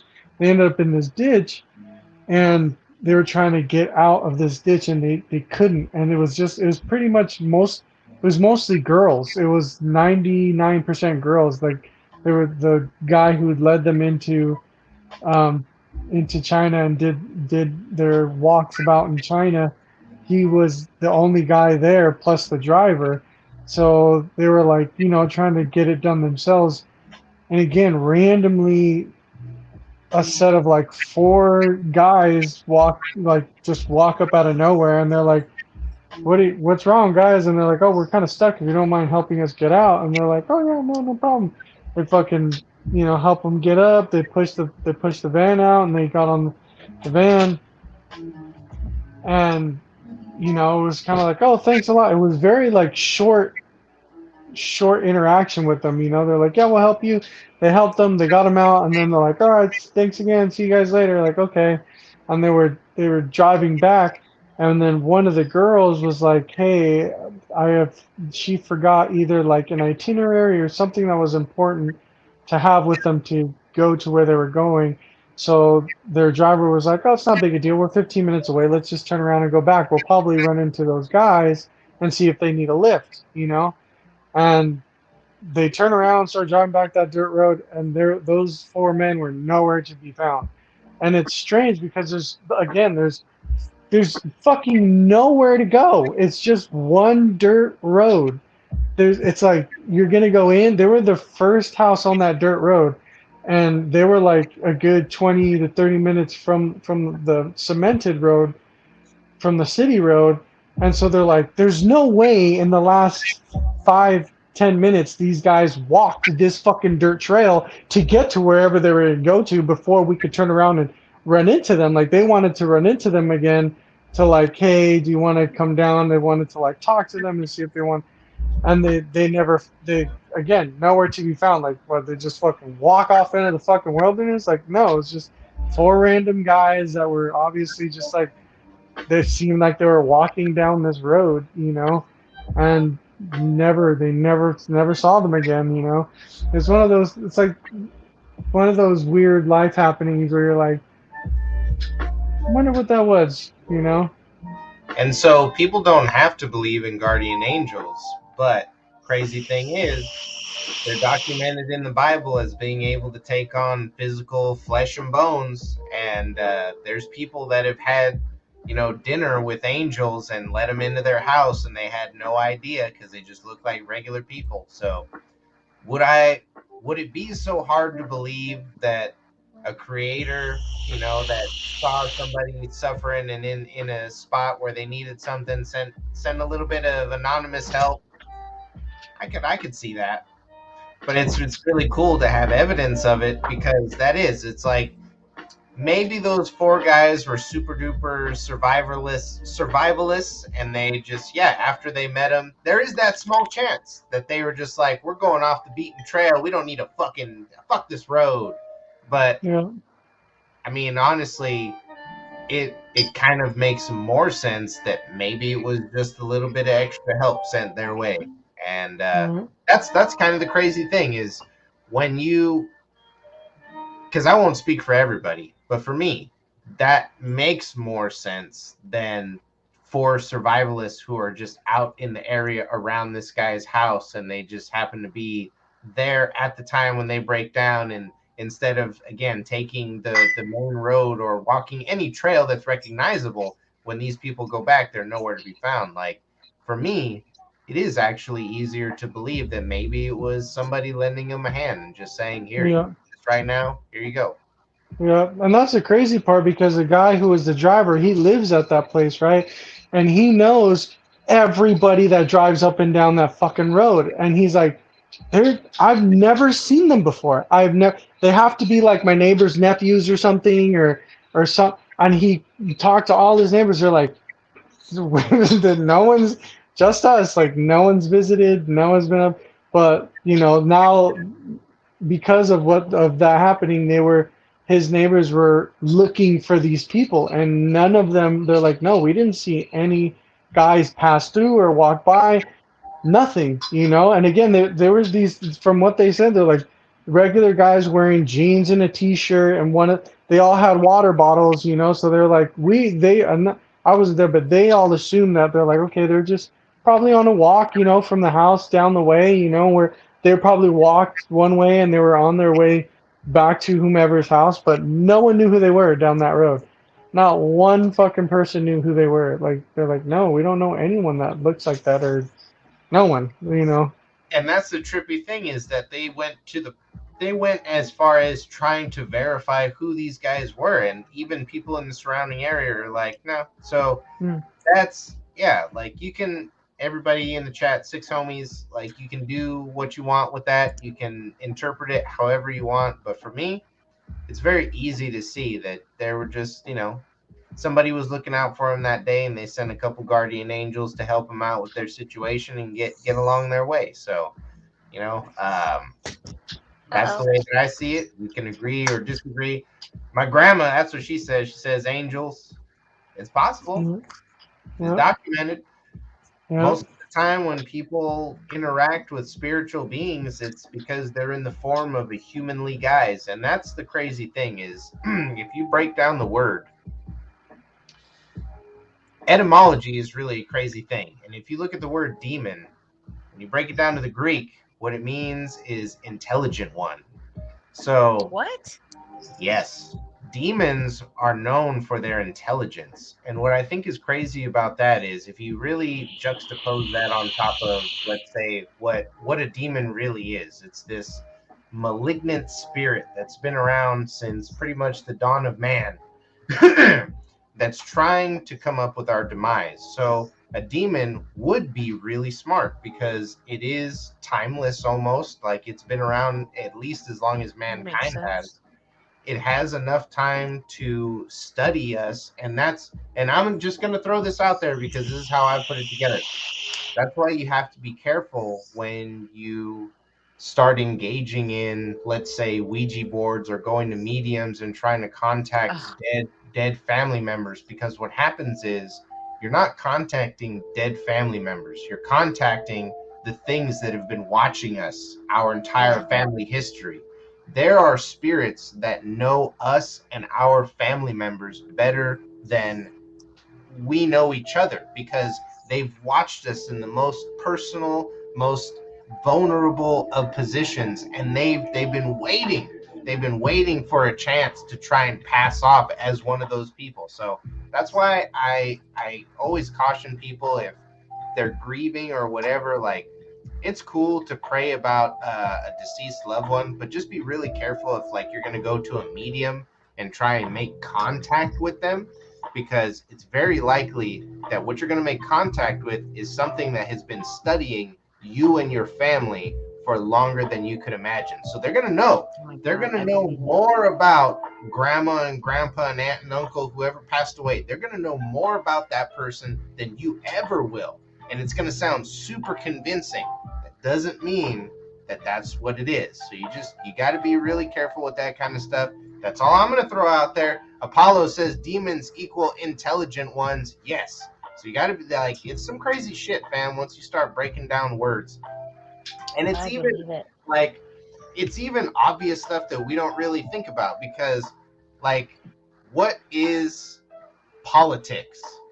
So politics, if you break it down, a tick is a blood-sucking insect. And if you look at the word poly, that's numerous. So politics is the exercise of many blood-sucking insects. When you engage in politics, you're basically just getting into that shit. And it's crazy because politics, as far as I see it, is just this way, and it's the conspiracy theorists coming out in me right now, but politics is a way to keep us divided when there's a bigger problem at hand, because we argue about dumb shit like liberal, conservative, left, right. I remember talking to somebody that really held that stuff close to the chest, and I was like, do you realize that whether it's the left wing or the right wing, it's connected to the same fucking bird? Did you ever think about that? And it was a moment for them where they were like, fuck you, but I get it. And like, it's this thing where at some point you got to look at kind of where we're at and what's going on, and just kind of see it for what it is. And to me, there's a lot of different stuff that is just Yep. distractions that are supposed to keep us from looking at a bigger problem. I uh, believe that. Why did all the demons come to me and they're always little children? They come out as little kids, voices, or I think because they little kind of know, kids. right? Yeah, Like they know. again, they That's what know I'm what you're like. most vulnerable. Yeah, and I think that's exactly it. Until like it scratches me or it leaves like, uh, oh my gosh, I have pictures of it. It had like 5 talons, and it was on the steps on the we were living in a townhome, and it had the normal beige carpet that everybody has when you move into a new place. And I came home one day, and the mark, it was like five, it was like a paw print, but it had really sharp talons, and it was embedded, imprinted into the, like it stood on our steps. I took pictures of it because I was like, what? And then sure enough, like, because I didn't believe in that crap, and then like I would hear little kids, little voices calling my name, and it was like a little kid, and I'm like, what the hell? Until I reached out to it, that's when it changed. And so that's when I knew it was hitting me when I was at my most vulnerable point. And you're right. They're smart, and they like, oh my gosh, intelligent ones, they just that study makes so much us. Yeah, sense. they study us, miss. They know exactly how to approach us and what's gonna fucking hit the heartstrings and what we're gonna listen to. Then that's why you have to be very careful. And that's why, like, it's crazy because that shit is actually in the Bible. It says test every spirit. Doesn't even matter if they say they're an angel. Test every spirit to see where they're coming from, because you don't know. You don't know. And the spirit that comes from the right place is going to say the right stuff, because let's say that you run into a demon and it looks like an angel, and you drop to its feet and you try and worship it because you've never seen an angel before. A demon will accept that worship. An angel will tell you, get back up on your feet, don't worship me, worship God. And it's all this crazy shit, but there's evidence. And like, if you want to be a real ghost hunter, read a little bit of the Bible, because it will tell you like how to discern spirits and how to pick, like, how to know exactly what you're talking to. And it's just the craziest shit. But we don't think about it like that because, for the most part, a lot of people think of the Bible as just this book that's going to tell you what you're doing wrong. There's so much crazy shit in there as far as the spiritual world and just paranormal activity. It's out of control. Like there's a psalm in the Bible. Let me, because I actually have a book. Hold on. Tell Okay, her that so everything at work. Marina says she's got to go, but she'll Yeah, be she's back. got to clock in. nine Marina. Okay. she's normally there by like 9:30, so I'm surprised that she's telling us that now. Babe, I hope that it's a nice smooth shift. We are going to be here for a little bit. I'm just hanging out with brother Mario and his lady, so come back whenever you can. We'll be chilling here. But there's this really interesting psalm in the Bible. It's called Psalm 82. And in this particular psalm, God is and it's crazy because it goes down like a mob boss meeting. Like there's this round table of spiritual beings, and the God of the Bible is sitting at the head of the table, and he's basically passing out judgment to spirits that haven't been doing their job. And the story behind that is the Tower of Babel. At the Tower of Babel, God basically disinherited humans and kept Jews as his one tribe. That was going to be his representation to the world to show them like how stuff could be. The rest of the nations of the world, and I believe there was like 72, he gave over to the delegation of different spiritual beings. So these different spiritual beings were going to be responsible for the different tribes of the earth, and they were supposed to steer them back to God. But what started happening was that the people were worshiping the representative spirits instead of worshiping God. And those spirits began to become corrupted because they accepted the worship. So there are false gods out there if you believe the Bible, because there was actually a time where the different tribes of the earth were governed by spiritual beings, and they ended up becoming corrupted and accepting worship that wasn't theirs.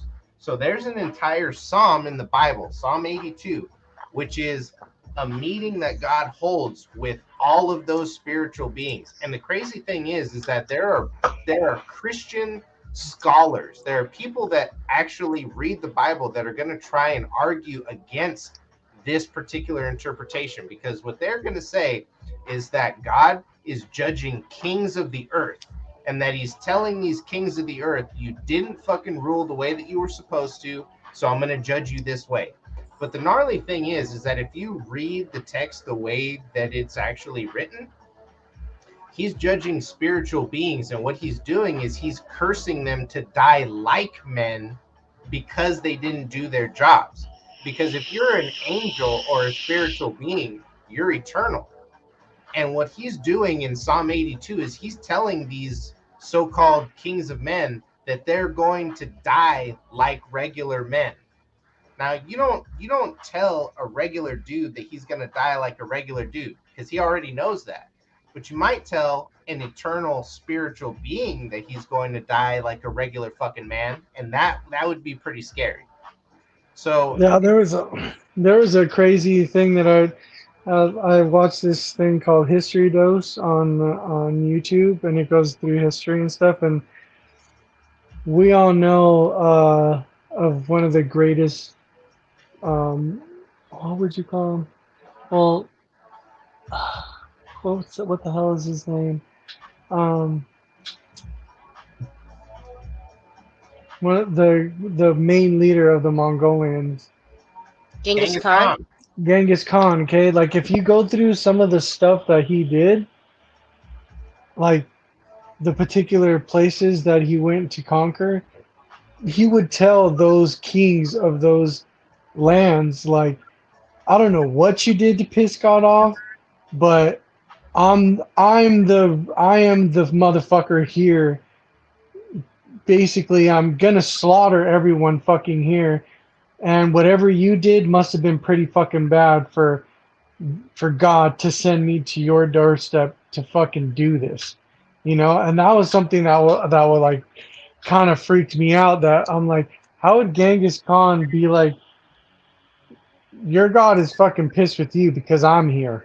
Like, obviously, and like A if you go message. through history, you'll see over and over again, whether it's the Romans, the Greeks, they they go through a period of having to be badass motherfuckers, and then they gain these years of peace, and those years of peace end up leading to them being conquered by another set of people because they've become too weak in their belief of who they are, what they do, how they train, and they end up getting engulfed by another set of people who are out to try and conquer and grow and expand their country, their belief system, and stuff like that. So it's like it is pretty crazy to see that like in real life, like where you see kings of like of lands get conquered and they themselves are casted out and have to run away and have to fucking hide and eventually they get captured and they die in the most horrific fucking ways, you know.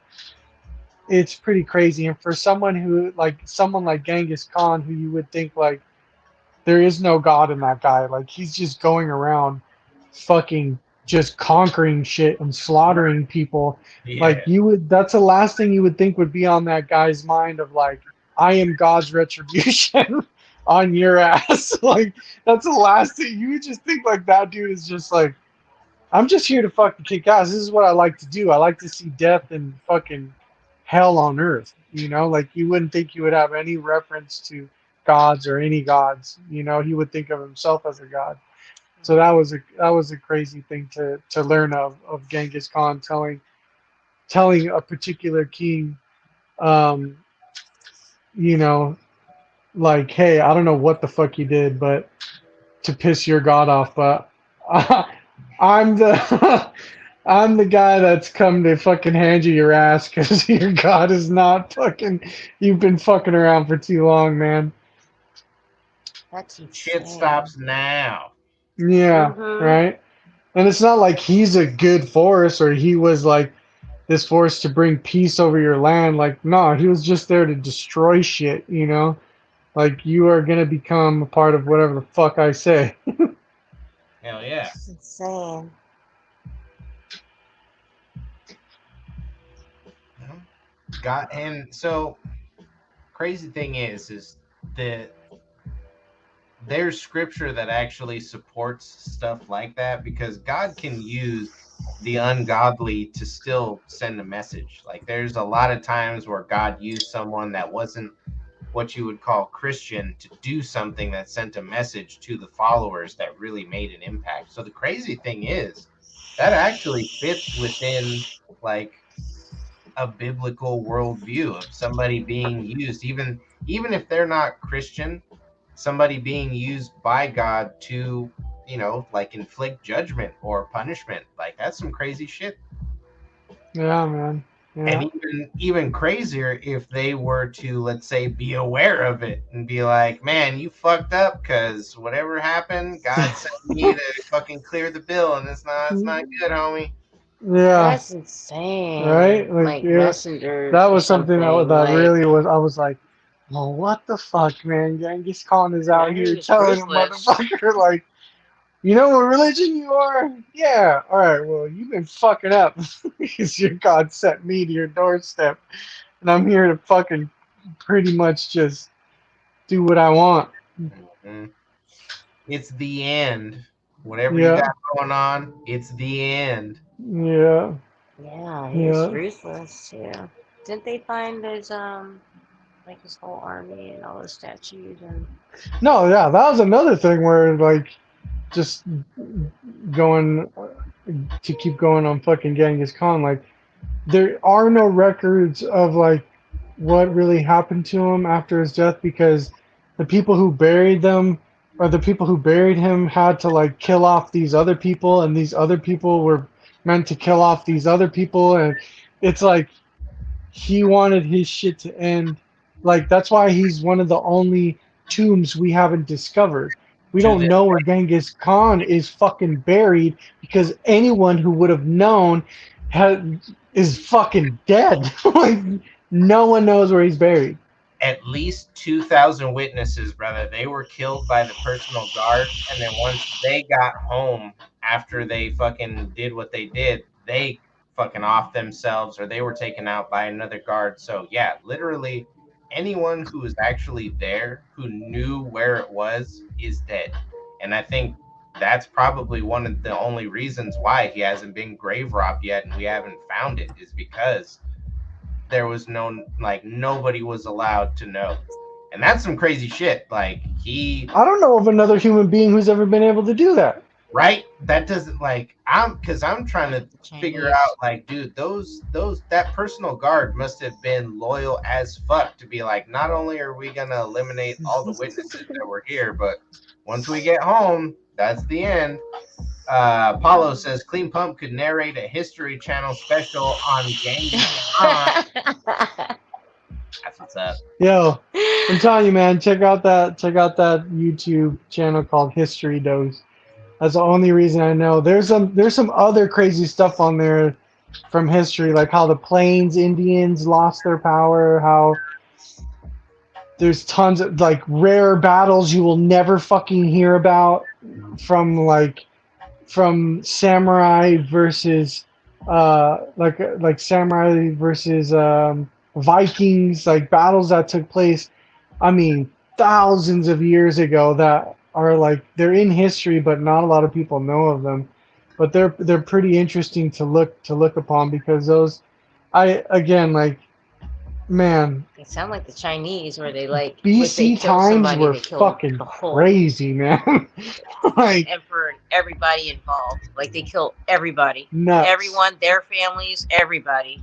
Everyone's just killed off, Yeah, like completely.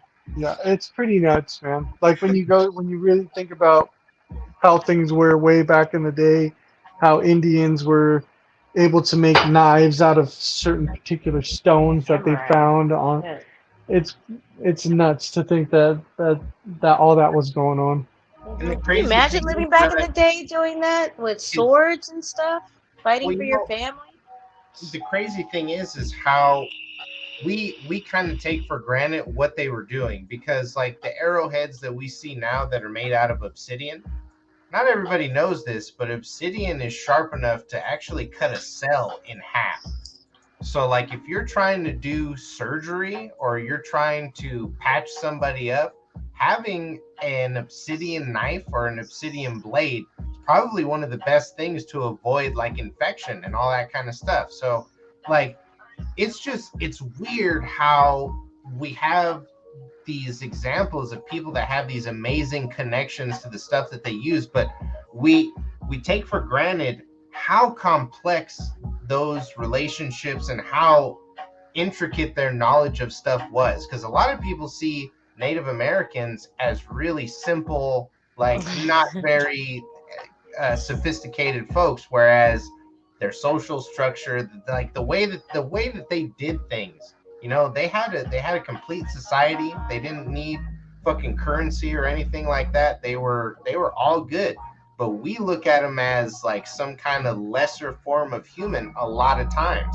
And the crazy thing is that's not the way that it's not the way that it was at all. No, Mhm. yeah, Mhm. that's the nutty part, man.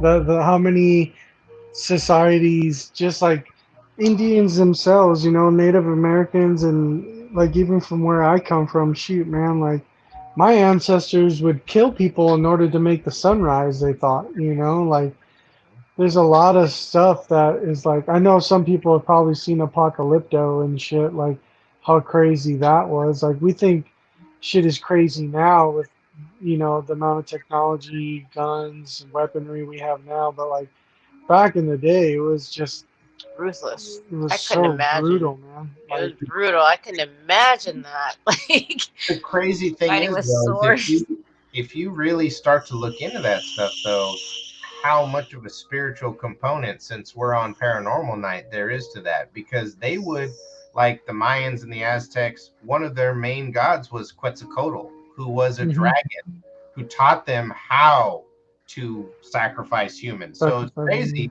It's crazy that they were taught the art of human sacrifice by a dragon who expected that stuff if they wanted their society to flourish. Another crazy thing is like if you look into a lot of the caves, as far not necessarily the pyramids, but a lot of the underground stuff that is attributed to the Mayans and the Aztecs. If you do the research into it, they admit themselves that they moved into the area and found that stuff. So it's actually older than they are. And it's like that's kind of gnarly because of how complex some of those structures are. Like some of the stuff that we see, and not just the Aztecs and the Mayans, just around the world, like the cave complexes that you see built into the side of a mountain, where it's like all of this stone was removed, and it's but before any kind of industrial Carbon age. building it. Yeah, like Yeah. how were people doing this kind of shit? It's amazing. Pyramids, like everything. And They it's like structured the pyramids so that the light would shine in and it would bounce off of this and it would read the stars and oh my gosh, how the hell they know that The without all the placement technology of, they of have? like the Egyptian pyramids too is a Yeah. trip too, right? Where the three pyramids will line up with certain Astrological. yeah, that Yeah, shit like is not like it's insane. Like what how dude back then had enough wherewithal to like be like, yeah, we're gonna build this here. it, Like, what because the he fuck? studied the freaking sky and the stars for who knows how long and figured it all out. Yeah. Like that's what I'm My saying. biggest trip is like how is there not something spiritual about Vikings sailing the oceans on nothing but stars to fucking guide them to Navigate. Yep. continent to continent. And like I How did forget they the know name that? of it that they found this artifact of basically like the very first computer, it's an right? astrolabe, bro. Yeah, right. Like that tripped me out. Where they're like, dude, this thing was built in a time where there's no electronics, no digitalization of like of shit, but somehow they created this thing to be able to guide them to wherever they were. It was like the first fucking And it's computer. still accurate today. It's Yeah, like the it Mayan hasn't calendar. even like you can still use one. That's what's fucking crazy about it is that Mhm. it's that finely Accurate. it's that finely tuned, yeah, and that accurate to Mhm. where that's one of the first, I guess you could say, portable computers almost that has all of this information in it. Still something that we can use today. That is accurate. Mhm. That will Yeah. be able to function properly. That's fucking This crazy. lady's about the pyramids. My lady says, "Oh, Awesome. the pyramids are my thing." Yeah, I mean, and it's just a trip because you're talking about a level of architectural complexity that we can't even Yes. replicate today. No. When we look How at did the they build them? society of people that built that, we try and say that those were simpler folks than we have nowadays. It's like Yeah, like it no does, way, dude. the No. narrative doesn't match up, and it's like there's like they understood some shit. Like they were very good at what they were doing. And the crazy thing is That's we true. have a junkyard compared to what they were looking at because when the pyramids were complete, especially like the pyramid at Giza, the main one, that was capped in limestone and gold. So Yeah, we just have the rocks. Like yeah. their shit was blinged out as fuck. And I You can like imagine walking up on those three things all super fucking blinged out. Like, what in the hell, dude? Yeah. I and then just you can't. have the fact that they're built over aquifers of water. Like there's all these kinds of things where it's like they they had to have served some kind of function. A lot of people think that they may have possibly been some kind of energy generator, like maybe they Mm-hmm. supplied electricity to the city or something, which is Yeah. also Mhm. something Mhm. I could totally believe because I mean it's part of paranormal night. Why not? There Yeah. are if you like there are hieroglyphics of Egyptians that have something that looks like a flower that's emitting light out of it. And not only that, we have physical evidence because the Baghdad battery, that's like one of the oldest sources of electricity that is around. That was all out there. And that's old. Mhm. Right? There were just like jars of like particular shit, right? Mhm. Yep. They figured it Ceramic out. jars filled with shit they knew would like generate a power, And we're right? talking about people that we call simple. again, like they had a knowledge of science and just the world that I don't think people today really do. And Yeah. I don't think it's fair to say that those earlier generations were lesser than, because there's, again, just like we were talking about, there's stuff that they did, like the pyramids. We can't replicate that shit today. No. Yeah. True. Yeah. Apollo It's says the metallic tips could sequester electrons from the upper atmosphere, and water is conductive to electricity, and they're built over aquifers of water. So there's all this shit that if you really put it together, it's like they're more than just these big things that sit there. And definitely the idea that they're just tombs for kings, I think, is inaccurate. Like they serve some kind of purpose that is outside of just Yep. housing a dead body. yeah. Yep. I believe it. Oh yeah. How? Yeah. It's pretty nutty, Without the man. technology they have now. It's How pretty did they nutty do all of thinking this? of like just the fact that the human race has lasted as long as it's lasted, man, is a trip to me. Like how, like right now you have women giving birth with all kinds of help, with all kinds of, you know, A pain. hospital Yeah, a and hospital, a clean place to do it at. And somehow before then, before all this stuff, we were yeah, still having kids, without and yeah, wives were still living after anesthesia. the fact. Like it trips me out, man. Where it's like we didn't even have the general knowledge of cleanliness that we had for a little while, right? Like, how did the human race survive, man? Like, it is a trip, dude. Yeah, that's crazy.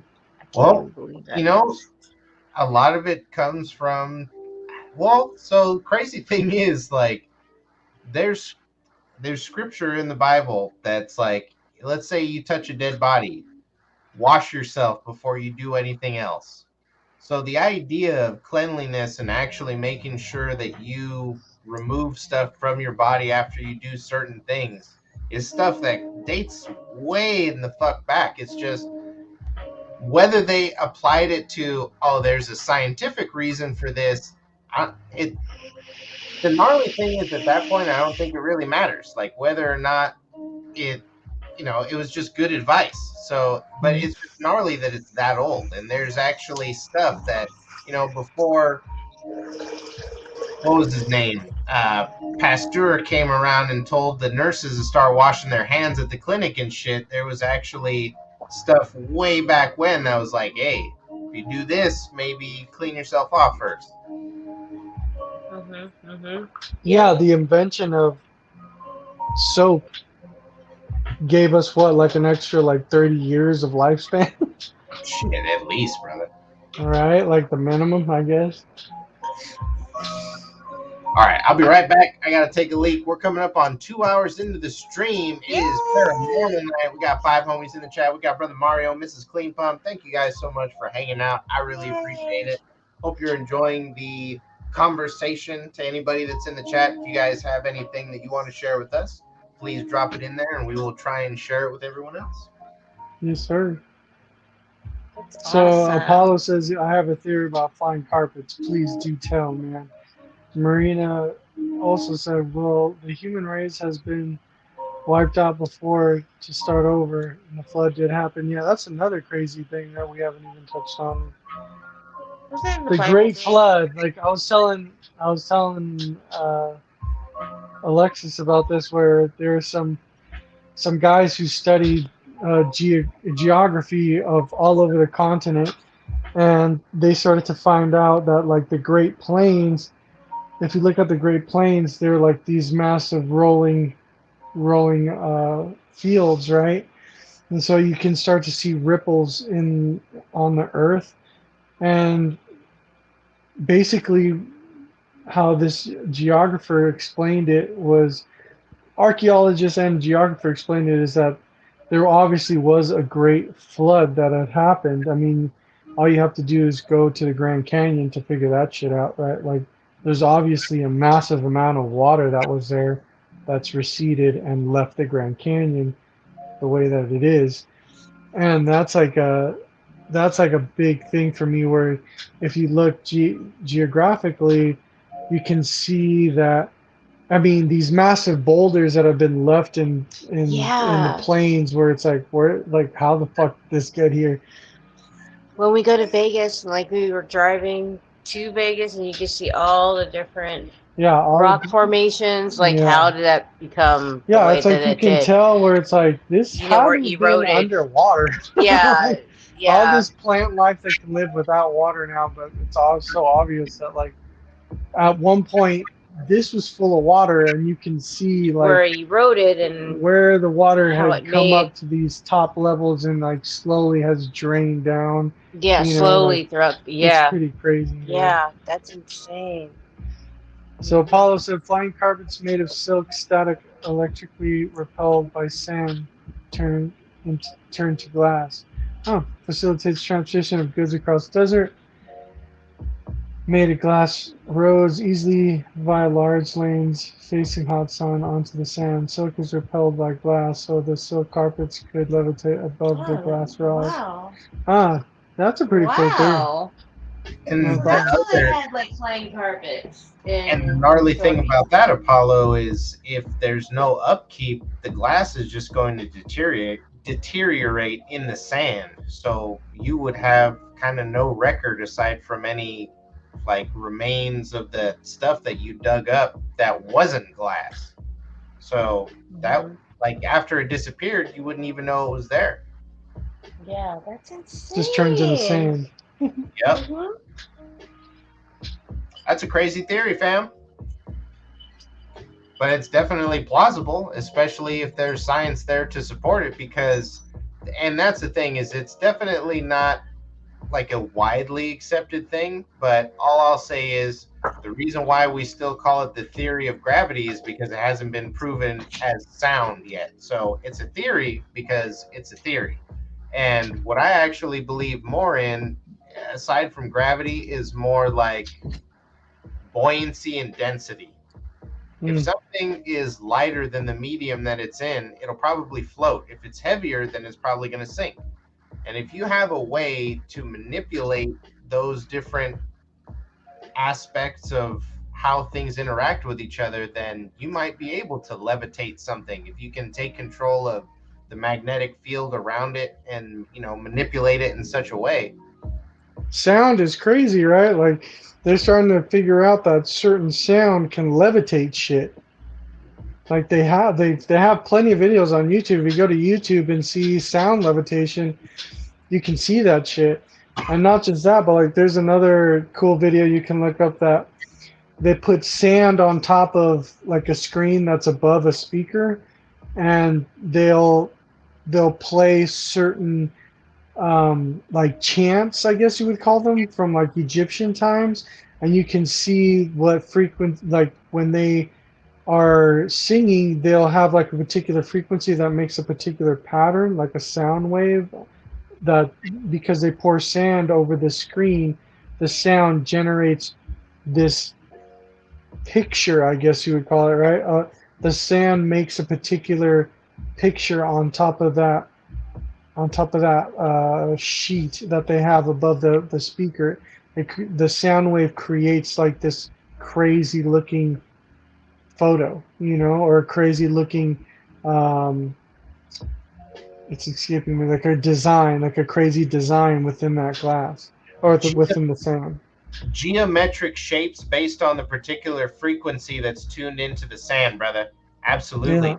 It's called cymatics, Cymatics, and it's the study of how sound affects certain things. And that's one of the gnarliest, most awesome experiments that you could probably watch is people dealing with kind of like speakers and sand where Yeah. they'll have like a plate that's sitting on top of a speaker and they'll tune a specific frequency into that speaker, then they'll pour sand on it. The sand will turn into a geometric shape, and then they'll turn the frequency to some other number, and you'll actually watch the sand turn into another geometric shape.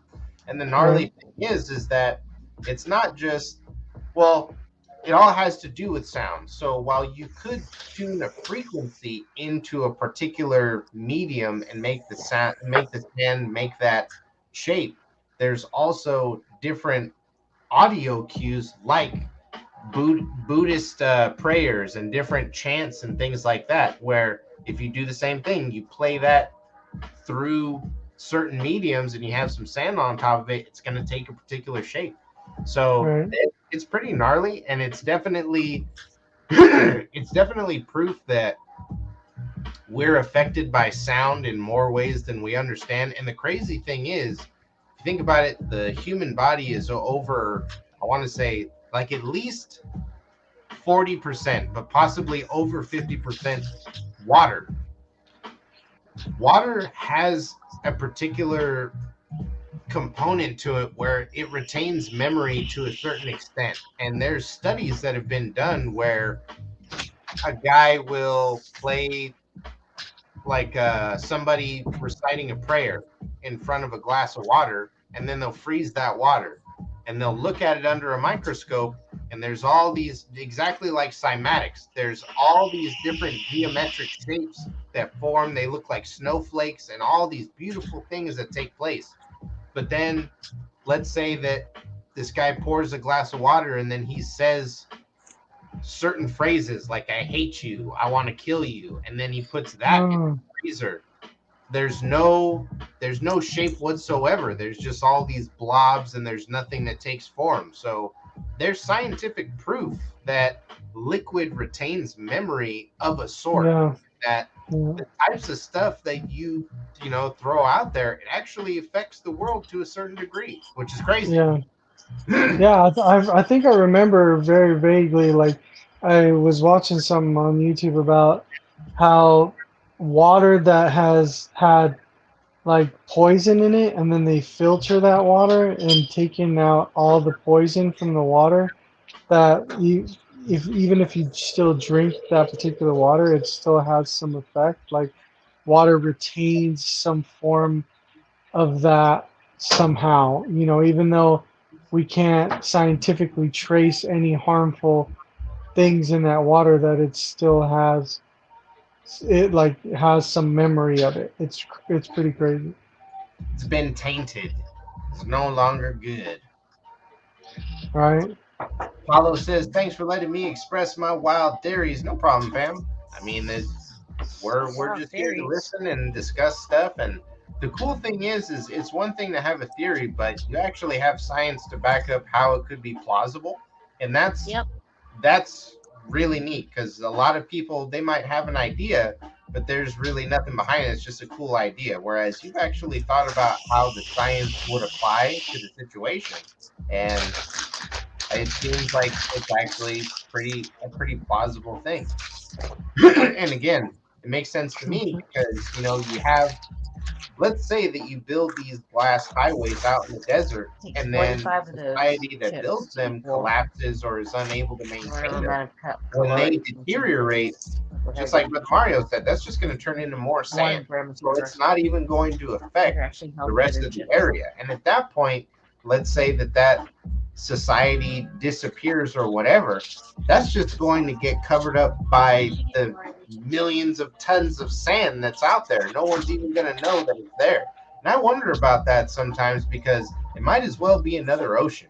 Like if we were Right. able to drain the ocean and see all the shit that's at the bottom or that's been buried, that's even underneath what's at the bottom of the ocean, I wonder the same thing about like the deserts. If we were able to just fucking super dust off everything that's out in the desert, how many ruins and fucking temples and all this kind of crazy shit would we end up unearthing? I think there would be a lot. Oh yeah.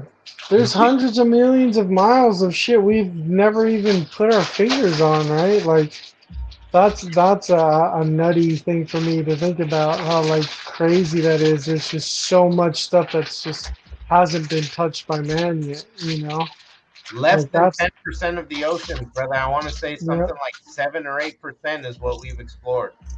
Have you heard about the guy who they took a submarine all the way down to a particular, to the lowest point of the ocean, where they found an ocean at the very bottom, like a Another layer. denser liquid than the ocean itself. So like they went out over this section and tried to like go further down into this liquid and they couldn't. They just bounced off, but they Off. could see the ripples on that liquid on that I'm like, what the shit? And though obviously those people ended up dead after they talked about it. And so and again, the gnarly thing about that, brother, is that let's say that they were at the bottom of the ocean and they found water that was separated by water. That's actually a Bible verse because when God created the earth, he created it to separate the waters from the waters. So it would make sense that there's a layer down at the bottom that we wouldn't have any knowledge of, or we wouldn't be able to traverse. And I actually have that video saved in a playlist, brother, and Mm, that is one of the dopest videos because they show like it's like it almost looks like a fog at the bottom, mm-hmm, and he talks about he's at the bottom of the ocean but he's looking at a lake, and it's like mm-hmm. it's fucking crazy. Right? Like, how do you, man, how do you imagine being that dude where you got to explain, like, you have to come up out of the submarine and explain, like, so Right. there, okay, so there's the ocean, okay, so we went all the way to the bottom, the sand is there, but then there's a fucking lake under there. Like, what do you mean there's a lake under there? Like, are you sure you weren't just like seeing shit? Like, nah, like, there was the sand, and then there was another, it looks like a fucking lake, man, and I tried to get into it. I tried to take the submarine below that, and I couldn't. I couldn't go any deeper. Like, what the fuck are you talking about, Jeffrey? So Tim says, I think it's a gas of some sort. There are a few videos of people free diving into those lakes. So Tim, the only reason why I would disagree with you is because it's not in a lake; it's actually in the ocean. I want to say it's in the Gulf of Mexico, and so what I was going to say is, to your point, it's possible that there's a similar type of phenomena that makes water look foggy, and there's like another layer. But the reason why I would disagree with that Steady particular Joe. point is it wasn't actually a lake. I want to say it actually was the Gulf of Mexico. And the reason he knew why he bounced off of it. He actually said that the reason why it looked so foggy was because it was so salient. Like they was so dense as far as the salt was concerned in that layer of whatever it was. When they tried to descend down into it, they bounced off of it. So I'm not exactly sure that if it was super duper salient like that, that a person would be able to get through it safely. If it's a gas, that's different. So I think that what you're talking What up, about Corey? is a phenomena that happens, but I think it's different from what we're talking about in this particular instance because I know exactly the video that Brother Mario is talking about. And yeah, I want to say that what they came across was like a lake at the bottom of the ocean, not necessarily a pocket of gas at the bottom of a lake. They're two totally different things. Paulo says rotting vegetation causing a methane bubble. So the only reason I would disagree with that, Paulo, is it was not a bubble is not going to hang down at the bottom of a lake or the ocean. A bubble, because it's lighter, and depending on the gas, if it's a particular kind of gas, it might hang down at the bottom. But if it's most gases, it's going to rise to the top. So I don't see how such a large bubble would remain at the bottom of the Gulf of Mexico. Ponytail Joe says, interesting discussion. Had fun sitting in, but got a dip. No worries, Ponytail Joe. Thank you for joining us, sir. Much love. Paulo says, never mind. And that's the thing, fam, is it could be, but that's the reason why I would disagree, is because I'm pretty sure this guy, like, they didn't send a dude who didn't understand what was down there. They sent like a marine biologist who has spent his life trying to figure out what's going on down there. So he was very clear when he explained in that video what happened when they bounced off of it. And it wasn't a pocket of gas. It was literally like some other layer of liquid that they just could not descend down into, which is it's crazy. And I would highly recommend that video to you guys. I think I'm actually going to look for it so that I can drop the link in the chat and you guys can watch it for yourselves. Oh yeah. Because it's a dope video, and like even this guy talking about it, it sucks that whoever it was that didn't want that information to get out killed him, because he definitely was assassinated for what he talked about. But he's so excited about it. Like when he's talking about it, he's just like, we couldn't go down into this shit. Like and he's like, he's amazed by it, and it's really cool because that, to me, that's a real scientist. He's not trying to convince you of what he's saying. Oh, He's just like, sorry, dude, honey. this is what we found. Like, this was fucking crazy. Yeah, yeah. I love that shit, man. I love that shit. Let me see if I can When find super smart dudes are like, I don't know. So like super smart dudes that are way smarter than us are like, I don't know, dude. I don't have an explanation for you. We gotta figure it out. And then they die in a helicopter crash. Go on. real. Go on. Go. My dog's over here fixating on my wife because she got a piece of cheese out. They probably know the sound of it coming out of the fridge. Oh, they hear dude. it crinkle and it's over. Oh man, what's it? Shrimp chips. See, it takes 45 of those to equal 1 gram of sugar. Damn, I'm Yeah. getting 45 of these bitches. I don't know if you guys ever seen these before, but shrimp chips. They're baked. 6 grams of fat. Some So baked that's chips. actually really healthy for. Smells shrimpy. It doesn't taste like shrimpy.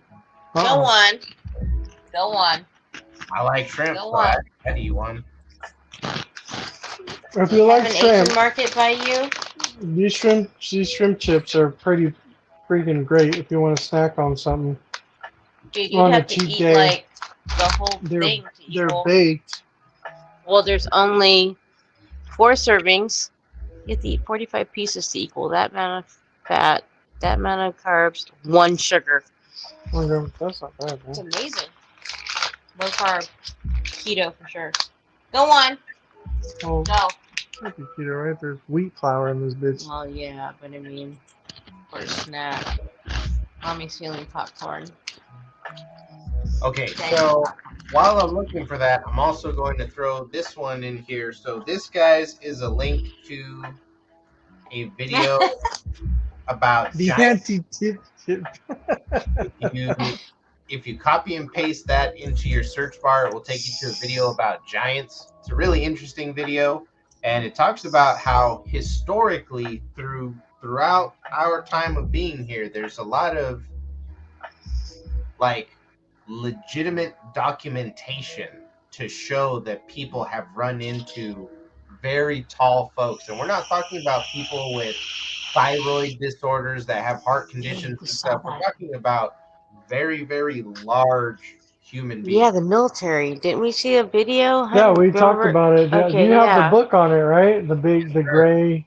And that story Man. that is kind of towards the end is how even recently there are military teams who have been dispatched out to take care of what seems like giant people that are causing problems.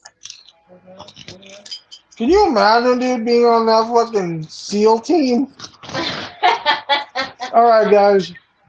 We're on our way to Afghanistan. He's about. For what? Well, right. So rumors have been spread about a giant 20-foot man that's gray, has 6 fingers, 6 toes, orange hair, and you got to take this shit seriously. Where you're okay, sir. You see fellow soldiers in half or what? Yeah. Hold on, I didn't sign up for this shit. Like I thought I was gonna fight terrorists. But you got me fighting a fucking giant? Like, there's no... How do you process that shit? Like, how do you process that shit as a human being? Seriously. For real. Oh my God. Here it is. Apollo said the anti-dip chip, dude, totally. Unless you got some super creamy guac and you got, like, 3 of these fucking shrimp chips in your fingers and just try to fucking dip it out. So this right here that I'm gonna leave in the chat, guys. That link right there. If you copy and paste that into your search bar, it will take you to, I believe it's a 2-minute video about this gentleman talking about, and it was his name was Mike DeGry, and it was for an episode of The Blue Planet. But so the crazy thing is they show you the fucking lake that he's talking about at the bottom of the ocean, and it's fucking crazy.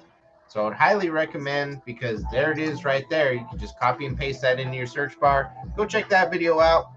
And Tim H says some Attack on Titan shit. So if you really want to do that kind of stuff, brother, go into your Instagram and type in mud fossils, and it will show you all kinds of crazy stuff. I actually send Brother Mario things like that where you can see what looks like faces in mountainsides, like they're almost petrified giants.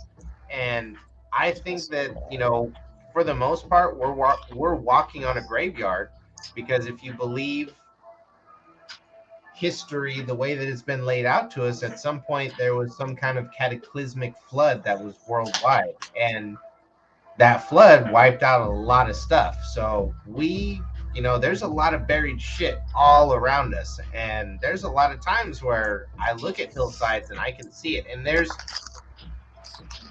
we're told by science as a whole that what that is a particular condition where we look for patterns and we try and see faces and stuff. But the crazy thing is I can look at a lot of rocks and not see a face, but I look at a particular mountainside or something, and it is obviously like I could take another person with me, be like, what do you see when you look at that? And they'll be like, that looks like somebody's face. So it's weird that, yeah, you could say that there's this phenomenon, but maybe it's possible, because things get petrified, that there are such a thing as petrified giants. Yeah. Little Moses. He remembers Moses. No point in me Here's getting a crinkle, and he's there. Like he oh could, my gosh! I take the dogs out to take their craps, right?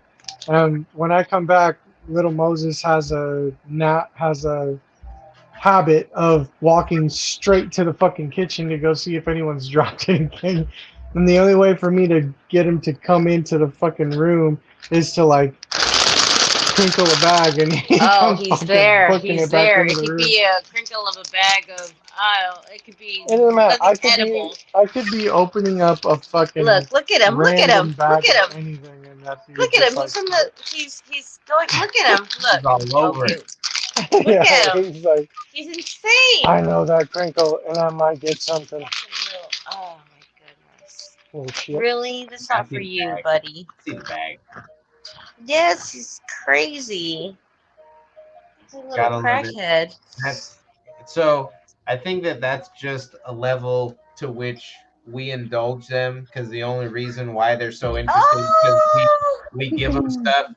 Because it's the same thing with this guy. When I get out of my chair and I go get my keys late at night, he usually knows I'm going to Jack in the Box or something, so he gets. Oh yes, Jack in the Box garlic fries. Mm-hmm. Well, he gets an egg roll, so egg roll. He gets really excited about that. Oh yeah, he loves egg rolls, miss. And when I go late at night, there's certain crews that they know us, and they love giving him some whipped cream before we go and stuff. But yeah, ooh, puppuccino. He's very spoiled, and he gets treats and stuff. Look, my lady says hi, Deacon. My grandma says hi, Deacon. So we still got my grandma and my lady in here. What's going on, guys? Yay! Hello, fam. Oh my gosh, I can't wait till we hang and do some paranormal investigations. It's gonna be great. It's gonna be us two leading the team, because the guys will be behind us. But, oh no, I'm gonna be the last person in line. I don't know. I might be behind her. I don't know. I don't know. We have to see how it goes. Oh my gosh! Like I'd like to see the Winchester house, but No. it's paranormal night, so I don't know. I might be scared. I don't know. Like I said, I have to. We have to just do it. Let's just do it. I'm just always like, oh man, it's The gonna be.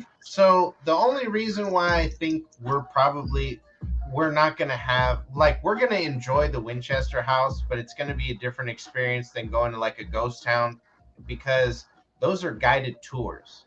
So we're not Right. going to be. It's not like we'll just be able to wander around and kind of do By our. ourselves. You know, Yeah. I think that would make it a pretty gnarly experience, but ours is going to be more of like a tour. So I feel like when we start going to ghost towns and stuff, that'll be that'll be different. And again, I think Winchester Mansion would be a lot of fun to visit, but I think that it will be kind of a different experience because that'll be like a guided tour. Guided tour. Yes, that's true. That's true. Yeah, It'll just be her and I leading I the forget what town it was, but there was like one of like the most like compelling things for ghosts was like I think it has Which to be one? The there was asylum a or no there where? was a Where? town here in California. San Jose, No, it was San Gold Gabriel. something. Wait, Gold old what? Gold something. It was like Gold? yeah, No, Gold Town. It's in Nevada. is it in Nevada? I don't know. Yeah. It was a town. It was called Gold something, but they had like a group of people going into these places, and like the entire group was having these random fucking stones thrown at them as they Oh were on yeah, their it was tour, a and they're like, Gold something "Oh Nevada. my That's in god!" Nevada. This is where like the most infamous clip of Ghost Adventures is from. Yeah, where the brick and the 2x4 went flying at them. Yeah, they Sure, but caught then on there were video other a paranormal brick. investigators that had really bad stuff happen to them too.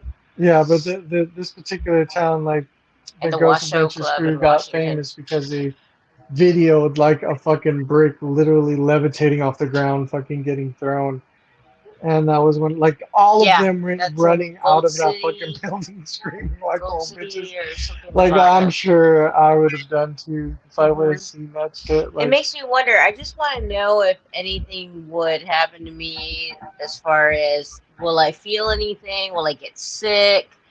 Am I one of those people that'll be sensitive to that, or am I just going to be the unknown? Like, oh, what's going on?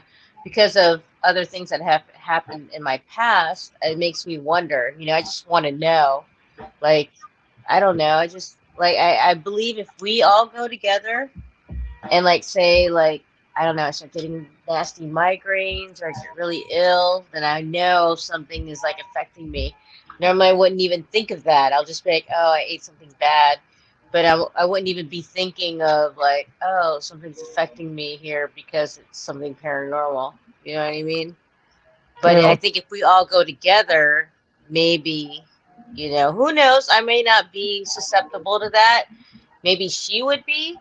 Who knows? Like that's what I'm saying. I just want to find out. Isn't that weird? that's It's why I it's hate so even like weird. trying to fuck with that stuff, man, Yeah, because I'm exactly. always Yeah, like because he's like from. Zach Yeah. Baggins only wears his bottle cap glasses because of Oh, a particular he thing has a that happened disease to him at a now. What happened to particular him? location that they went to Yeah, go in his house. investigate. Like I guess after Threw his he girlfriend down the stairs. His well fiance. I'm talking on The one of demon the house. times he like went to a particular location and like he was doing his normal thing in a particular room and like he got like a really super crazy headache and it ended up messing up his vision where he had to start wearing the particular glasses that he wears now, Yeah, and he wears which are like like these bottle bottle caps. caps, Yeah, man. They're fucking totally. Like bottle caps. bottle caps, and then I think the same thing. He bought the demon house, and it ended up throwing his fiance at the time down the stairs, and they ended up leaving that place. And I think they actually demolished it because it was that bad. It had so many different spirits in it. So I just don't know if I'm the type of person that will feel anything paranormal or not. Only I've had experiences in my life, but that's because like I don't know, like I told you in the last podcast that it was my best friend, my BFF that in Virginia was just like, did you ever realize that every house you ever moved into was like haunted? So maybe it's just following you around. But then I moved here. It's weird. The negativity moved out and we moved in, and I haven't had any experiences here. I would know if I did. I had that lucid dreaming stuff happen to me in the living room, and I fell asleep. I thought I fell asleep in the living room on the couch, and my roommate saw me, and she Bro, knew something was kind of up, but she didn't come to. And go on. in my head, I was like, "Wake me Go up, on. get me out of here, wake me up. Something's Go on. going on. I feel like somebody's on my chest." And at that time, I was like watching some serial killer. I don't know, some documentary on something. But I fell asleep. I thought, but she said my eyes were open and I was kind of like looking at her, and she's like, I was going to go over there and wake you up, but I didn't. And I was like, why didn't you? Because literally in my head, I was like, come get me out of here. Because I felt like somebody literally was standing on my chest and I couldn't breathe. And I was like, oh my gosh, what's going on right now? What's going on right now? I was laying on my side, and she was walking from the kitchen to her bedroom, which is the bedroom that we're in right now. But literally, everybody negative has moved out of this house, and I have not had any kind of paranormal or any kind of weird experience here. It's just positive energy that I've had here, even Oh though yeah, there's a lot of dude, I dark totally stuff here. forgot, but I used to work at a smoke shop over Oh my here God, you have to listen to this. called Black Derby. It's literally like blocks from where I live right now. Yeah, you have to hear this. So there used to be they were building a Secret secret hash. hash bar in the back of this spot that I was working at. Oh, so dope though. It was Nice. really cool spot, but even Beautiful me when hash bar. I would have to stay there till like 10 p.m. or 11 p.m. And on the weekends when I have to the light switches for the entire place are one place where I have to switch it all off, then walk to the front door in pitch black to lock the fucking front door, to close the gates and shit. And several times doing that shit, man, I would get like this feeling of like fucking something like behind me, something, just a creepy feeling of someone like, get the fuck out of here, where I, turn the lights off and I'm like telling myself like, you're getting fucking worked up over nothing, like there's nobody here. And I'd walk out the door and lock the door, have to literally, you'd have to shut the steel door, or like the I forget what, It was it's a like a normal door scissor, and it's like one of those the steel scissor doors where I shut it the and I gate. have to reach in and like put the key in and lock it from the inside. Oh, And as I'm doing this, I'm getting like this uneasy feeling looking into this dark space of just like, hurry up, like just hurry this shit up. Ugh. And you get like the hairs on your arms stand up and shit. And so I always kind of thought like it's just me working myself up. But when they were building out this back room for um, for the hash bar, the construction guys that were there, it's these were normal dudes, okay? None of them were like, they're like stoner guys.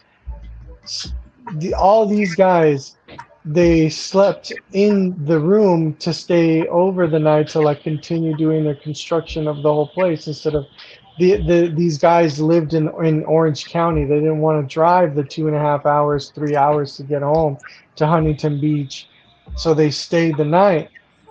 And I came back one morning and opened everything up, and they were still inside, And so I went in the back and kind of chewed the fat with them for a little while.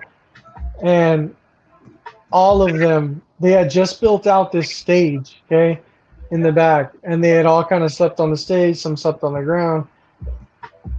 All of them were in there like, dude, this place is fucking creepy, man. And I'm like, what? Like, dude, I don't know, man. Like we were here, we drank a bit, then we walked down to like a strip club that's literally down the street from us. Oh, that It's VIP still strip club. here. Yeah, it's still And there. he's like, we went there, we had a few drinks and came back here. And like, the lights are off and shit, and we're all sitting, laying back here, fucking doing like the 10-year-old thing where no one can fucking get sleep because everyone's trying to crack a joke and keep everybody awake.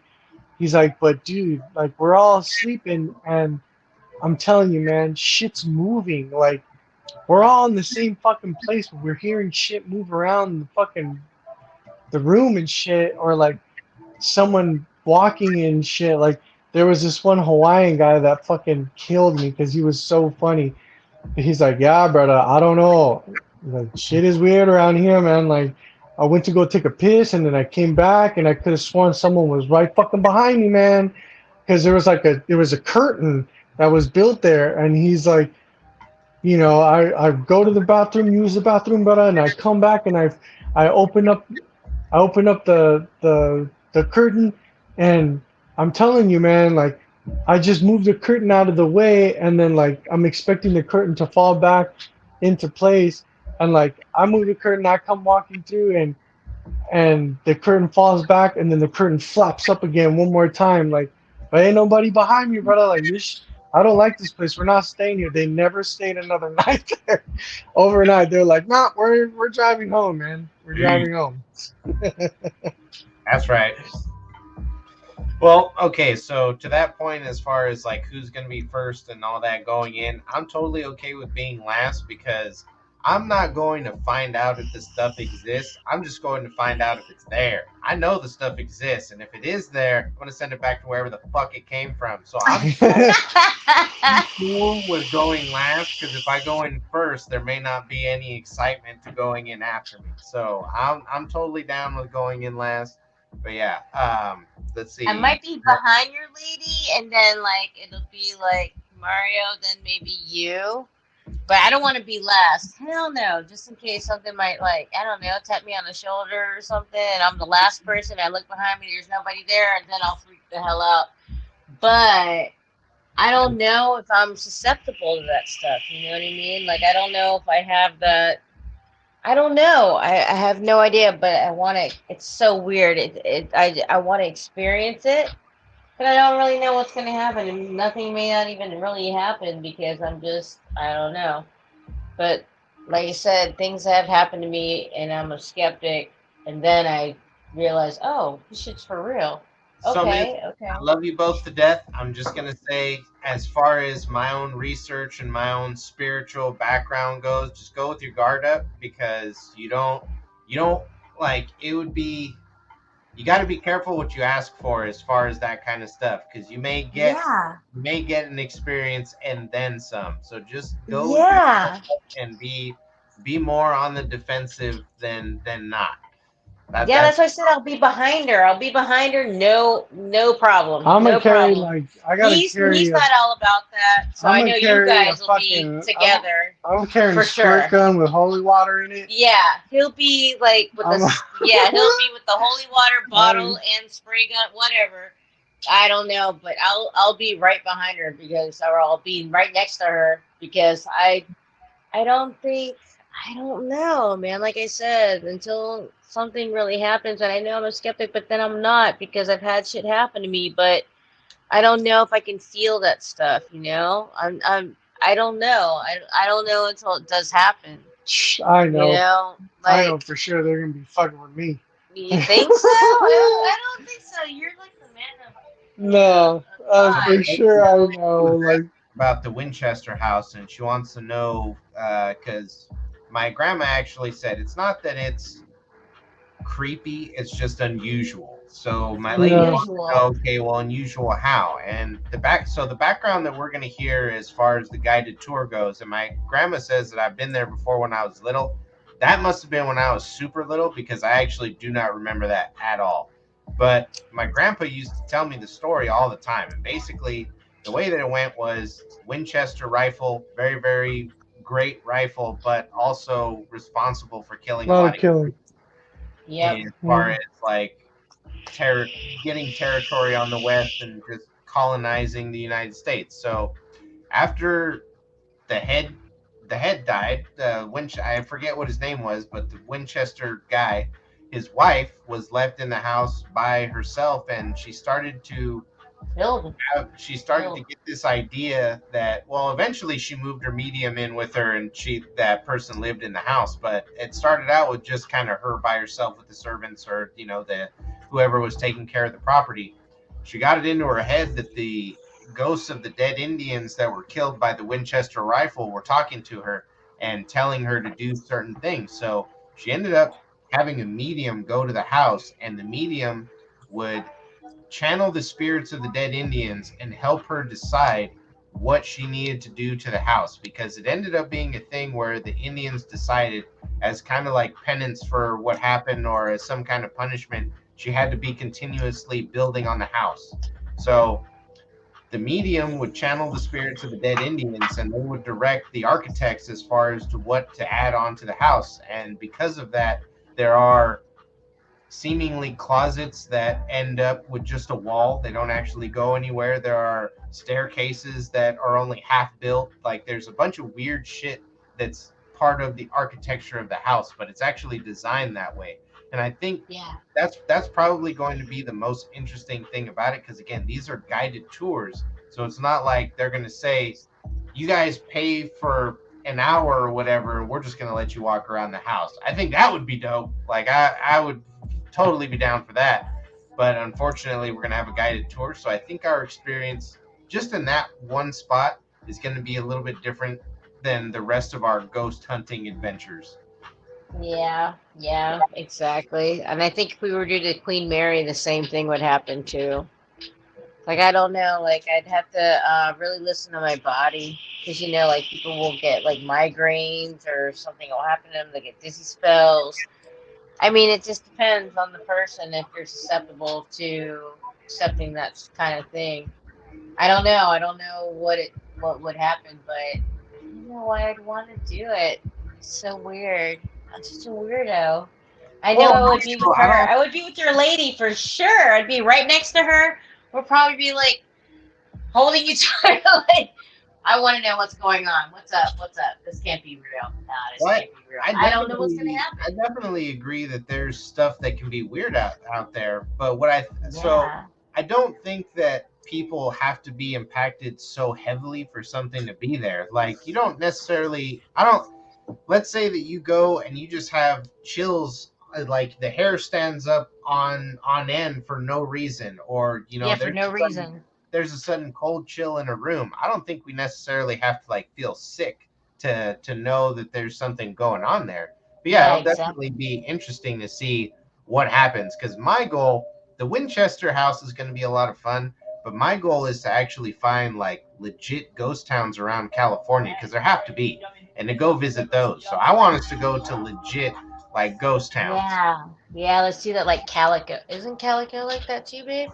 I I think thought I tried so. to take pictures in the cemetery, and it just like every fucking picture that I took came out super blurry with a whole bunch of orbs in it. And then, like, where Noelle Hmm. was at? She I will was send you there. guys actually a picture that I have a lot like that, Mrs. Clean Pump. There was my grandparents, they had a house out here in the valley, and I lived with them for a time. And they went out of town one weekend, and I had a get together with some friends, and we were in the backyard chilling. And I gave one of my friends my camera, and I had them take a couple of pictures of all of us sitting in the backyard.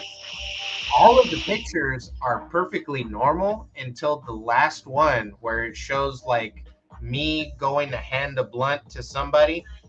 There are at least 30 orbs of light in the Yep. picture. And the weird thing is that up until that point, my friend is taking pictures from the same angle. He's standing in the same spot. There's nothing that covers the lens. There's a series of pictures, and they're all clean, except for that one picture. For whatever reason, there's all of these orbs of light that are in the picture, and it's a trip. And yeah, I definitely think that stuff follows people around, and it just depends on, I think, what your family gets into. Because like me, Hmm. our family's gotten into some gnarly shit, and like my grandma's here. I may have told this story with you guys on the stream before. There was a time when I was really young, and it was me, my grandma, and my pops. We were in this old blue Chevy truck that he had for the longest time, and we were on this old road. I think we were coming home from a Tascadero, and it was pitch fucking black because there weren't like a lot of street lights on the side of the road or anything, so it was dark as fuck. All of a sudden, I want to say not even a mile, a couple hundred meters off to the side and behind us, it looks like there's this strobe light that's in rainbow colors that's following the truck. And it's keeping pace with us. It's not making any noise, but it's definitely following us because there's no other. And my grandma, she's saying the UFO because she knows exactly what story I'm talking about. It was keeping pace with us, and it wasn't making any noise, and it was following us because there were no other cars on the road. As soon as I saw that, I got scared. I crawled under the seat. I told my pops not to stop, and there was actually a time, and I meant to ask him about this because I know that he pulled over at one point and tried. We had just come from like some kind of bowling tournament or something, and a lot of times we would get video of that. So my grandpa had a fucking camcorder on the truck with us, and I think at one point he pulled over to try and get it on the camcorder, and that's when it disappeared. But I know that it followed us for at least like half a mile, and that I was tripping out, and I was like, "Don't stop! That's a bad idea. We need to keep going. Don't fucking." And I was a little kid, like I was not that old, but that's so. The reason why that sticks out in my head is because that is not a dream that I had or something where it was. I was coming home one night and it was me and Deacon. And there was nobody else on the road. Now I was there with two other people, and they can actually corroborate the story because they were older than me. They were actually fucking doing the driving and shit. So that was when I was a kid, and that was one of the things that happened to me that was like, there's some weird shit out in the world because, again, it was not a plane, and it wasn't even regular lights. It was literally like a rainbow strobe light. Yeah. Like it was Yep. all these different colors, Yep. but it was rotating, and it was following us. Yeah, rotating. And it wasn't, it was weird because it was like levitating. It wasn't like it was boom, locked in this one spot, and it was just following us, and it was fucking weird. So my grandma says, "You sure remember that?" Yeah, because I remember it being a bad fucking idea that he stopped, and I was like, "Don't stop." Keep going. But yeah, there's and it's, I feel like it really comes down to your family and what people get themselves involved in, because there are people that can go their whole lives and never have an experience like that, you know. And I think that that's why people like the gentleman that was in here a while ago, what was his name, Ponytail Joe, I would imagine that gentleman has probably never had what he would consider a supernatural experience, and that's why he's so much of a skeptic. Or there's something that he has experienced that he just kind of explained away, and if we really got him to talk about that, he would be like, holy fuck, there is some weird shit that happened to me. So I think that a lot of times it's easier to be a skeptic than to admit that there are these things that are happening that we may not understand, because at the end of the day, as humans, it really bothers us not to understand something. So it's easier to just say that it doesn't exist, or that, you know, it's your imagination or something, than to actually acknowledge that maybe there's something out there that we don't completely get. Yeah, exactly. Yeah, It's that's crazy hard to that you understand mentioned that story, because me and a good friend of mine, Ronnie, Ronald, we used to go out and hang out on his uncle's ranch. It's off of it's in Lancaster, but it's like one of the last stops. Oh God. And this is the very first time I ever got to see a particular track I eventually actually rode my sport bike on and raced on. It was called Willow Springs Racetrack here in Palmdale. It's one of the fastest tracks in all of the world, where basically your average speed on that track is above 100 miles an hour.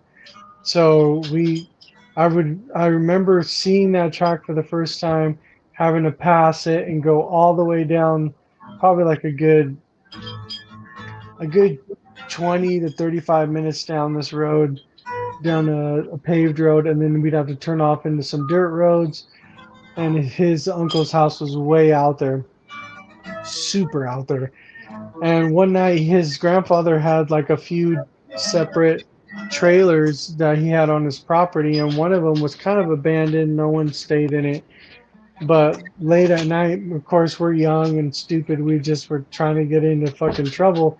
And in the middle of the night, me and him walked out into this empty trailer, and we were just chilling there, looking out the windows of the trailer. And there's a road, the road that led to his uncle's ranch. That road continued on from where his uncle's ranch was at. It kept going down, and there's for the next like 20 miles, there's nothing there. And that one night we were in that trailer looking out the window, and we could see like these lights, these rainbow colored lights, where it's like, dude, there shouldn't be any fucking lights out there. Like nothing's out there. Like literally nothing with red, blue, white lights should be out there right now. It's fucking 2 o'clock, 3 in the morning. Like, what the fuck are these? And we were watching them, and they would go from one end to like the other. And if it's a motorcycle or something, a dirt bike, guys are out there dirt biking later, like you can tell like the dirt bike light is kind of bouncing to and from, or there'd be some movement out, but it's just like lights that are they're set, and they're like rainbow colored, moving left to right. Yeah. That's all they're doing is just moving left to Dude. right, left to right. And me and him like were super freaked out. Like what the fuck is that? And we went back into where we were staying, and we fell asleep. And the next morning we rode a little 80cc fucking dirt bike all the way out to like, let's go see what's out there. And we rode our bikes all around. And then we realized like how far those lights must have been, because how far we went down on that bike. Like we probably went a good like 6-10 miles, Damn. probably yeah, like 20 kilometers or so, like it down on this dirt road where we're like, there's fucking nothing out here, dude. Like there's, and again, it's like it's a road, and then just like the fucking desert, and there's no like paths for like a dirt bike to be riding on, or cars. You would see something like, okay, this is how that, like we kind of guesstimated like how far these lights were, and we rode as far as we thought the lights would, like this was where these lights would have to be. There's fucking nothing there. It's just bushes and jackrabbits. Like there's no pathway for anything to be driving on or nothing. Like it's one thing to see like a set of headlights coming down the road, to like these crazy fucking lights like just kind of chilling around and moving left to right, like without any movement up and down, like just left to right. And that, me and him were like, dude, this is kind of fucking freaky. Like we expected to see something, something, but nothing, man. Just nothing. And even the initial experience, because like you were saying, you were waiting for it to be like a headlight and for there to be some kind of bob or something out in the distance, but that shit was just bam right there. Like you went, while you're looking at it, you're like, this is kind of strange. But then as you go out there and you're not finding anything, it probably like cements it even further. Like, dude, what the fuck is going on? We got Tim H says, insanely dope to kick it with you guys. I've got some pretty awesome UFO stories and supernatural experiences we should rap about sometime. I'm going to bed now, though. Have a good night, fam. Hey, that's what's up, Tim. Don't know if you're still here, but much love to you. And yes, we will definitely do a paranormal night again. So hopefully on that night, you are down to chill and share some of your stories with us. My lady says, Mrs. Clean Pump, we're going to have to exchange info so we can start planning this trip. I do believe that you guys follow each other on Instagram, so get to it, ladies. Heck yeah. Let's get this trip planned. Yes, sir. My little brother in here, he says, sup, what's going on, broski? He says, watching Candyman. That's a dope. Oh, The awesome thing about Candyman that not a lot of people understand is that they did that movie very well as far as storytelling goes, because it's a scary movie and there's only like one murder in it. What? No way. I remember, like, I really honestly don't remember it. Like, I There's remember it, not like, there's not a yeah. lot of gore or anything like in the second Candyman. Then they get more into kind of the slasher horror flick kind of thing, and it's a lot more violent. But in the first one, it's mainly about the storytelling. And there's two deaths. There's one death that's not even done by the Candyman. It's done by like a local drug dealer who's pretending to be the Candyman. And then the actual killing that he does is at the very, very end of the movie. So there's honestly like very little bloodshed and gore in it. It's just really, really good storytelling. Wow. Now I don't remember it. I just do. I remember it came out. Didn't it come out when Spawn came out? So I don't really. I just remember it was really scary. Candyman, Candyman. But I don't remember. I honestly don't remember it at all. I have to watch that again. My little brother says Do the you remember that, babe? 2021 version is amazing. I highly recommend it. I've been meaning to watch it, broski. I started to watch the second one. I need to find the new one and actually watch it. But he says Yeah. Candyman is the most swaggy killer. Yeah, he's got that big old fur coat on. He looks like a gangsta. 92 is when it came out. Yeah, so early 90s, 92. but super dope concept for a killer. I mean, this guy, he's got a swarm of bees on his chest and he's got a hook for a hand. And there's a pretty gnarly story behind that. And they actually start out the second movie with explaining it. He was an artist that was hired to paint a portrait for the daughter of a plantation owner. And he ended up falling for the daughter. They got together and they were a thing, and the plantation owner found out. So he hired a mob and they went and basically lynched him. But what they did specifically was they cut off his right hand, and that's where they put the hook. Then they smeared his body in honey and stuff, and they raided a nearby beehive and just fucking threw it on him. And that's why he's covered in bees. So his backstory is actually kind of gnarly, and it's a really cool kind of character development. But the gnarliest thing is you don't really find any of that out until the second movie. But it's neat because it's the second movie starts with a dude explaining that whole thing. And it's a really cool backstory for a monster horror movie monster. Yeah. I remember. No, 92. Yeah, I The didn't. I didn't scariest see shit that I've one. ever, like, one of the scariest things I've ever seen is probably like Ghost Adventures goes to a plantation home and they stay in like the houses that the plantation workers were staying in, and Yeah, these, that's what it made me think of when he said that. yeah, The like, girl that he fell in love with was a slave. well, I don't know if they, Yeah, I don't know if they something. have any story like that, but like they were in one of the plantation homes, and that fucking thing, they were just sitting in there, and all of a sudden they started hearing drums and shit outside, and then all of a sudden the room that they were sitting in like started to fill up with fucking smoke like from nowhere. They're like, "Are you fucking seeing this? There's Yeah, smoke that's what everywhere. happens. Like, there's no fucking fire anywhere near us. Like, this room is filling with smoke." And then they left that room. They left that particular like cabin or house, and then there was another house that was there that it's not, all the power is off. Like, there's no power running to any of these places. Like, they installed lights into these places, but there's another plantation house next to them, and the light is going on and off, on and off, on and off. And they're like, how the fuck is this happening? Like, the dude who was here turned off the power to everything, so there would be no power, no light, no nothing. Like, and this fucking light is turning Were they on and off. outside of it? Yeah, they were Yeah, they were outside of the outside of damn it. thing. Oh, I And remember they're that like, look at this one. shit, man. Like, how is this light turning on and off? There's no Yeah, one in there. yeah. Oh my gosh. Has Crazy your stuff. lady seen that? Like any of the Ghost Adventures? She probably has. I'm gonna be honest. The only reason why I don't watch stuff like that is because I think it's very entertaining, but because I know that it's out there, I just prefer like if I'm gonna deal with stuff like that, I don't want to watch people doing it. I'm just gonna go out there and see it for myself because like And so He my doesn't like it either. It's anxiety. I had no idea until he told me, and I was like, "Oh my God, I'm so sorry." I this had no idea it causes a lot of anxiety.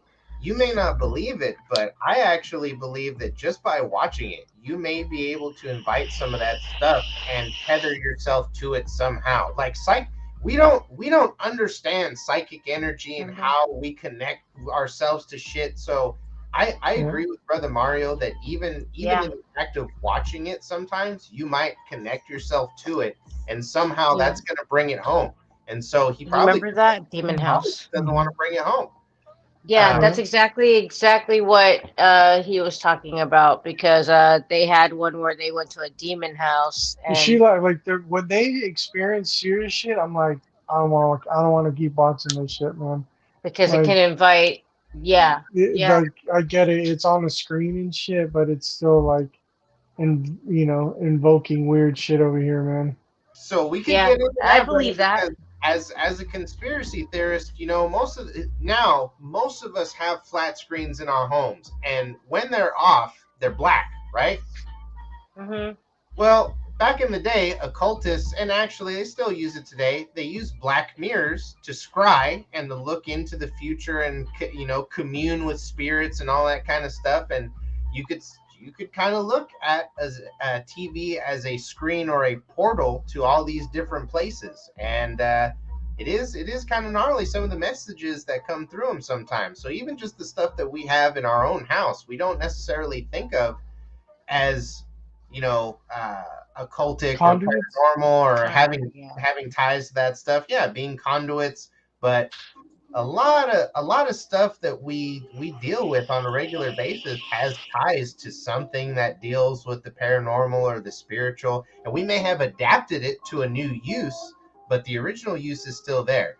My grandma says mirrors too. Okay, and so we do have my grandma in Oh, here. mirrors. Grandma, who They're what weird. relation was it to you that was the old cat lady that had the spiritual experience? Because I want to tell Brother Mario and Mrs. Clean Pump about that. I may have talked about it before on another stream, but there was a particular member of the family that we have. I want to say that it was like probably two or three greats, so it was either my great great grandmother or it was my great great great grandmother. But we had a member of the family who was kind of like a crazy cat lady in the fact that she had a bunch of cats. And there was a member of the Black Magic Society that was trying to like romance her, and he kept trying to get at her and get at her, and she wasn't having any of it. And finally he said something to the effect of, I'm going to come to you one day and you're not going to be able to, like, you're going to come to me. That's what's going to happen, and you're not even going to realize it. And she was kind of like, what's going on? And so okay, so it was, she's my grandma and it was her grandmother, so it was my great great great grandmother Oh my on her mother's goodness. side. Whoa. One day she goes out to feed the cats, and she's feeding the cats, just doing a regular thing. I'm going to go ahead and pour up this shot. Oh uh, Yeah. yeah. she's feeding her cats, and she notices that out off to the side, not really congregating with the rest of the cats, there's this beautiful white cat all by himself. Oh, she says he wasn't even after my great great great grandma. He was after my great grandfather because he was gay. So my great great great grandmother sees this white cat that she's never seen before, absolutely stunning, just chilling by itself. She walks up to it to pet it or whatever, and it starts laughing at her. Oh my God. And it's basically the guy, and he said, at the cat starts talking to her and says, I told you that you were going to come to me. And I believe so. That isn't even the only time that kind of shit has happened to the family, because the guy that person was after, my great grandfather, he would tell stories about how sometimes there would be one particular bat that would be outside of his window trying to get into his house. Paulo says, "I will appear to you in a form you cannot deny." It was Oh my like, dude, goodness. it's crazy shit. But the thing is like these, I don't know. I don't think that my family would have any reason to make up some weird shit like that just to make up. No, why would no? Why would they? There's all these crazy things that just talk to the older generations of your family, guys. Like you will The be really elders. surprised, yeah, what you learn because there's a level of this world that we're kind of losing, and there's the older generations, they understand it to a point that we don't, and we're kind of losing touch with. And it's just, man, Mm. I need to sit down with her one day and actually like tape it and like interview her kind of and get the Yeah, story in no her kidding. voice and with her details, because I'm not there's when I don't have her anymore to come into the She's chat and help me remember this shit, like I'm not going to tell it the same. So I really need to do that. So Yeah, um, definitely. much love to everybody. Thank you guys for chilling us. We're coming up on 3 hours. This paranormal night. Woo! I love Paranormal Night. You with Dead Cynic. What happened, Grandma? Yay! Dead Dude, Cynic, Marina, Yeah. everybody.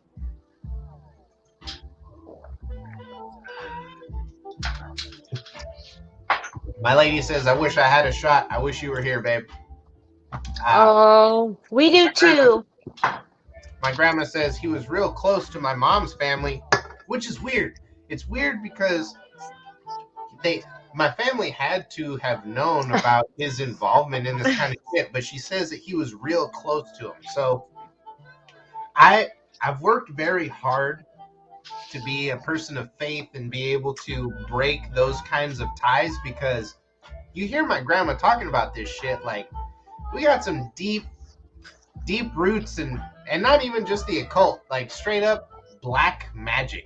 And that shit has always kind of worried me a little bit, and I will admit it's fueled an interest. So I've tried to take I've tried to take that family history and do good with it by researching how to get rid of stuff like that. And that's why I say I've never fucked with a Ouija board or anything like that. Nope. I'm a researcher and I'm a philosopher as far as that stuff goes, but I don't participate in it. The No. closest thing you would ever be able to accuse me of as far as sorcery goes, smoking weed. That's not even anything near Man, it. That's not anything near it, dude. I have rid of every. This was when I was younger, and I got rid of every damn Ouija board. In fact, I burned this shit. I don't want it in my house. I don't want to participate in any of it in my house, anywhere near me, because I had no idea it invited, spirits. Believe me, I like I told you, I was a skeptic, and it would be friends that would, oh, let's just do the Ouija board, and then when I would do it, nobody in the house, nobody at the party knew me, knew who I was, knew anything about me, and that thing, when they would ask me questions, would know exactly what I was talking about, and I said, oh God, no, and I had no idea that you had to dismiss it or say goodbye or close the portal or whatever the hell. I didn't think about that. I was too young. But no, after that, I never had any Ouija board in my house. Like I said, I burned it. I burned it. Got it out of my house because it was so weird that after that I had done that. I had my own townhome. It was in the corner unit. Fucking awesome ass townhome, and think, wow, that just made me realize that every home that I've been in after that, it's always been haunted. And that's like I told you in the last podcast. Somehow my best friend was like, hey, Lex, did you realize that every house that you've been in has always been haunted? And I'm like, what the fuck? Maybe I had invited something I didn't even think about. But, I never researched anything. I told you I was a skeptic. I just, I didn't think anything of it. And that's when I started diving into it. I mean, you couldn't even be a person in my home that would say the G word. The G word is ghost. You couldn't say ghost in my home. Um, I just didn't approve of it. you don't say any of that kind of thing until, like I told you, I had that premonition. My best friend died, and stuff started happening in my house, especially on his birthday. And it was just really freaky. And then I started diving more into that and started believing things because I told you I was a skeptic until stuff started happening to me at my mom's house because she would say stuff. She wouldn't let us know. She wouldn't say anything to us until like something would happen to us, and I would go to her because I thought I was crazy and be like, "Hey, well, I smelled this really strong smell of like jasmine flowers or gardenias or something." And then my mom would be like, "Oh my God, it's December 4th. It's my sister's birthday who passed away. The aunt that looked exactly like me and who I was named after because I looked exactly like her." And that's when it all started to link together because she was always the type, she was a Catholic, really strong Catholic, very, very religious. I didn't realize that in the Philippines they actually believe that stuff because in America, like you're Catholic, it doesn't, that's the kind of thing that doesn't exist until it started happening in her home. And it was her house where, that same house where I would smell the flowers, a really strong smell of flowers, and she didn't have any flowers in the home. And things would happen to me, my brother, my siblings, everybody, and then we knew something was up. Like even like my stepbrother, I'm sorry, my stepbrother stayed at the house, and something happened with him. Dude, it was like 7 o'clock at night, and I was coming home, and I lived with my parents, and freaking, we all came home. My stepbrother Mark was sitting outside on the curb by the mailbox at 7 o'clock at night. It's dark as hell outside, smoking a cigarette. He said he did not want to go in the house because he thought there was something there. And I was like, "What the hell are you talking about?" He says, "No, there's something in the house." And I'm like, "What? What are you talking about?" "Well, the light in the attic keeps turning on and off, and then he would hear sounds and shit." And I was just like, "What?" I'm here getting off of work. I worked at Applebee's. I was like, "What are you talking about, dude?" And he was like, in his face, you could tell he was terrified. Like he literally was terrified. He was sitting on the curb outside of the house, 7 o'clock at night in the dark, and refused to go in the house. And I was just like, "Wow, dude, okay, we've got a problem." Because my little brother said the same thing too. He would hear like footsteps, like or running, people running in the attic, and the lights in the attic would turn on because you could see it. There was like in the hallway on the second floor, we'd have an attic, right? And if you pull the cord, it would bring down the stairs, and there's the attic. You can like walk up the steps, because it would bring down the stairs.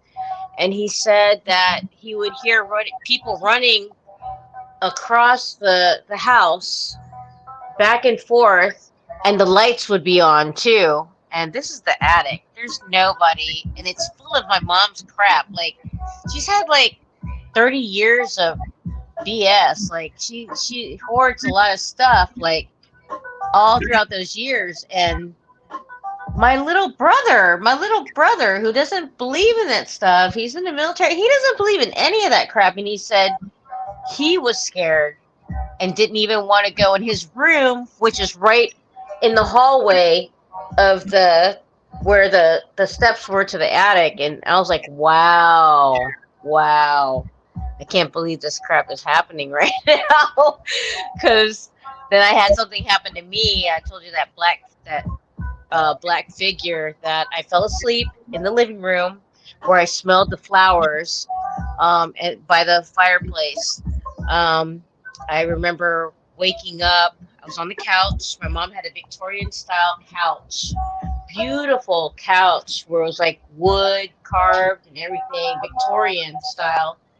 And it was like I remember exactly. It was 3:20 in the morning. 3:20 exactly in the morning.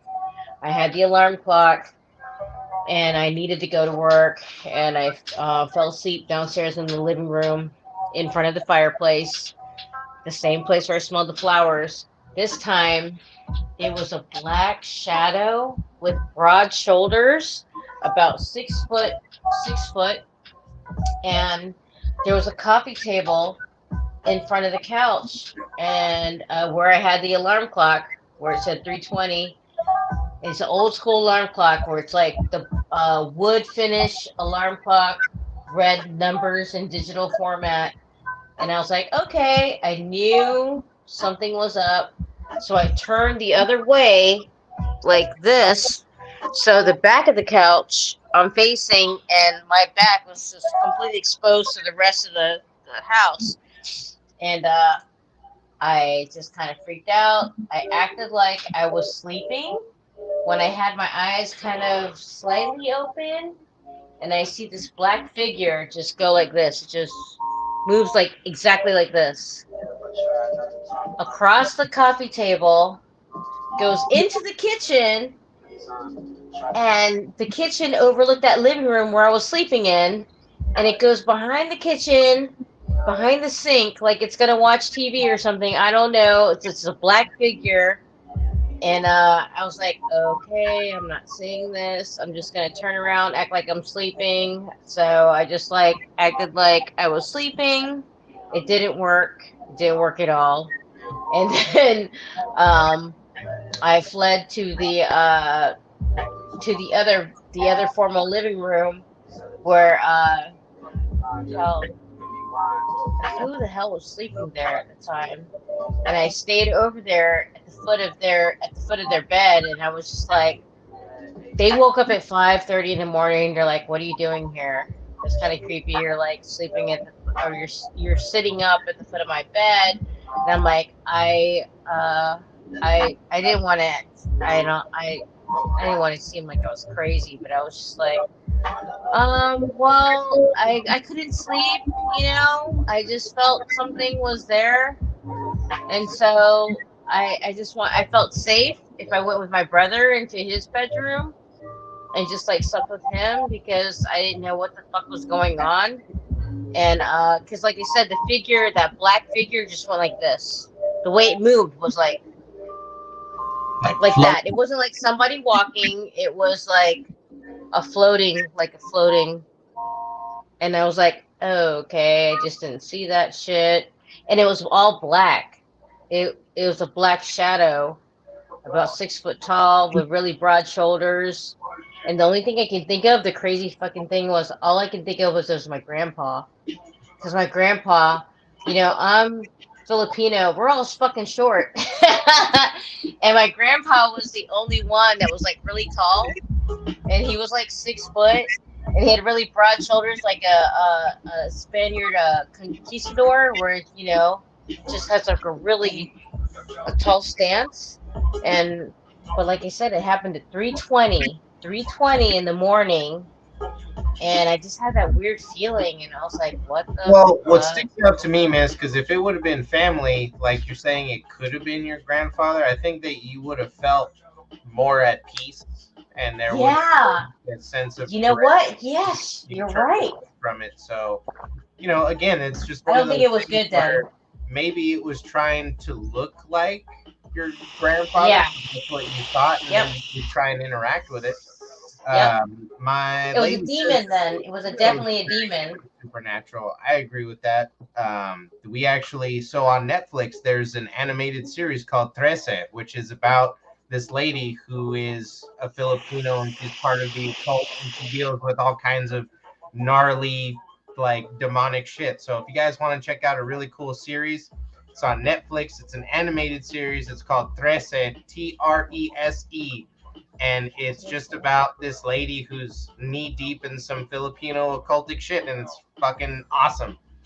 Uh, What? Get out. I can't Chef believe Life that. says, "Yo, cheers, 559 fam. Much love, Chef Life. Hope you guys are doing well. We are just chilling. We got my brother Mario and his lady. We got my lady and my grandma in the chat, and we're just talking about crazy family ghost stuff? Yeah, I was gonna bring this up, but like I don't know if you guys know of a band called the Mars Volta, but they they actually had an album called the Bedlam and Goliath. And if you look up on YouTube Mars Volta Ouija board, they will it'll take you to them talking about how they think that particular album is cursed, the Bedlam and Goliath album. And the reason they think that is because when they were making that album, like they got this Ouija board and they started messing with this Ouija board. And the guys from the Mars Volta, the singer and the guitarist, they're the main portion of that band. But those two, if you know them, the guitarist is the producer. He makes all the music. He produces all the music. So everything you hear as far as on that record or any of their records is produced by him. And he had, I mean, thousands of hours of recorded stuff on this album. They tried to make this album several times and it got erased. They would save it and the shit would get erased. And he linked it all back to them fucking around with this Ouija board. And he was like, dude, we got to get this Ouija board the fuck out of here. Bad shit is happening. And this is at the time where they lost their sound producer. He was a guy who basically um, he was in charge of making like the odd sounds and stuff that they would have. He was there when they would do live shows. He'd be moving like he would just have like a big case of shit and he would be like making all the weird sounds to their music and he ended up passing away before that. I think before or after that album. But that whole album, man, I'm telling you, if you go look it up on YouTube, they'll talk about it and they talk about how they think that album is cursed because they brought in that Ouija board to try and make this album. It took them several times to make the album of Bedlam and Goliath because they felt like something was fucking with them. Like their computers got wiped out. They had like a bunch of bad shit happen to them, and they're like, you know what? I think it's this fucking Ouija board. We got to get this fucker the hell out of here, dude.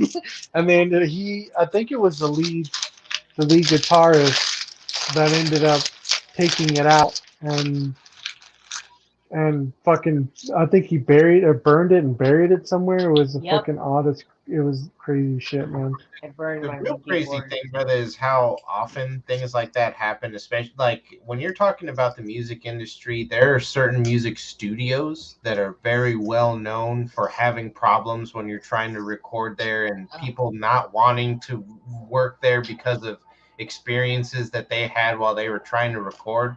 But and so even outside of people having issues like I don't want to be in that studio, like there are a lot of bands that have had to re-record songs or redo parts of an album because as they're playing it back, it sounds good when they're performing, but they'll be playing it back and they're like, dude, who the fuck is this talking in the background? Like, Yeah, where is yeah, all this yeah. extra shit? So that's a very common thing. And we like, depending on how much time everybody has, we can get into that kind of shit because let's say that you're recording in Hollywood. Well, the name Hollywood, if we get into etymology, the roots of yep. words, the wood from the holly tree is one of the holiest woods to witches, and they use that in a lot of the things that they use in ceremonies, wands, and what they make their tables out of, and all this kind of shit. So even the name of the city has spiritual and or occultic implications. And so Los Angeles. right, Yes, things I that believe it. involve themselves with these types of places, it's not really that surprising that they might be, interfered with by the supernatural. Mm-hmm. Very true. Very Yeah, true. I LA believe is a that there creepy was that place, that dude. that studio in North Hollywood. They closed it down now. Oh yeah, the The Laurel alley. Canyon. There's a famous studio that was here Oh, in like for Laurel sure. Canyon when there was a few bands that recorded there that had passed on. Shit, the Viper Room, man, like that has a lot of crazy. Oh, Um, that one's on Sunset. Yes, yeah, that one does. that's Yes, where that. Those are the Joaquin just gonna. Phoenix's brother died, Yeah, passed away. yeah. What's his River name? River Phoenix. Phoenix. River Phoenix Yeah, passed away there. A yeah. lot of people had passed there, and a lot of people have had experiences going up that A staircase. lot of old hotels here in Los Angeles too that Roosevelt have a lot of Hotel, crazy shit going on, man. That people. Cecil Hotel. I had a friend who used to work at Captain Edge with me. Ended up staying in the room where, who's that famous '60s female singer? Janis Joplin. Janis Joplin. The room that she passed away in, they still allow people to stay in that fucking hotel room. And Because they Cecil him had a lot of people there. Robert Ramirez, he was a serial killer. There's like a lot of people And that have stayed there. there's a few places here in Hollywood Mm-hmm. that they consider super fucking super haunted, man. Yeah. Like Roosevelt Hotel has to have the Roosevelt Hotel, yeah. There's like a a lot of few history. homes out here though that are like super haunted that are You got to remember, it's not that. It's the fact that these structures have been around for a long time, and of course they're going to have history. You know what I mean? It's not like I don't know how to That's explain my that. thing, man. Yeah, it's just because they've I had hate a lot going of to places history. that are old as shit Yeah, because old it's as just like shit.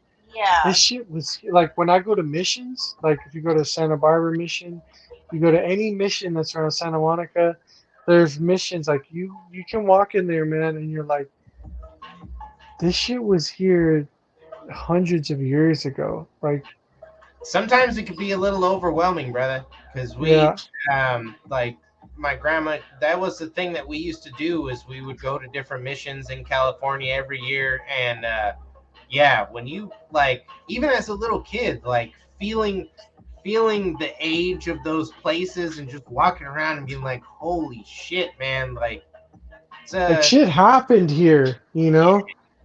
Yeah, there's like some old bases. I remember I was talking about my homie Ronnie's uncle's ranch. Right around his ranch, like if we rode dirt bikes all the way out towards this one section, it was an old shut down military base that was there during like the 1940s and 30s.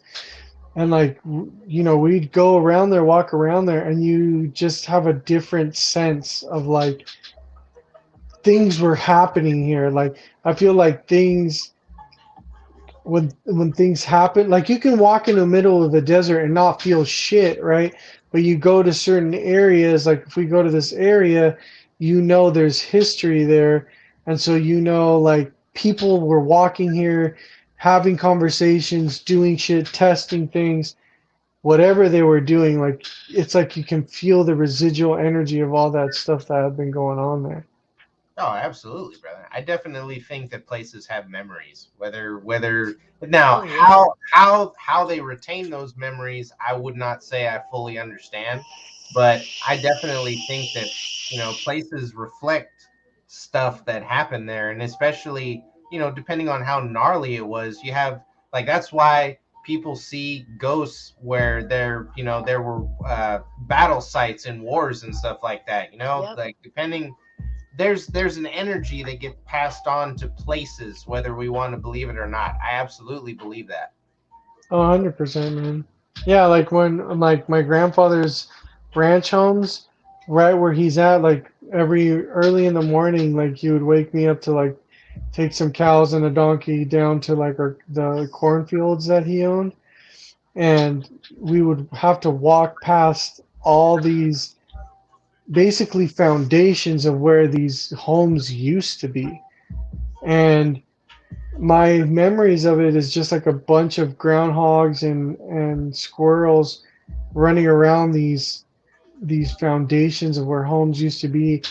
But me and my grandfather would walk by these things, and the homes are leveled. There's nothing fucking there, but you can see like the steps where they went up the foundations. You can see where the piping or the water used to be, but like they're all gone. And my grandfather would always tell me like, yeah, people would live and like there were just like home after home after home after home.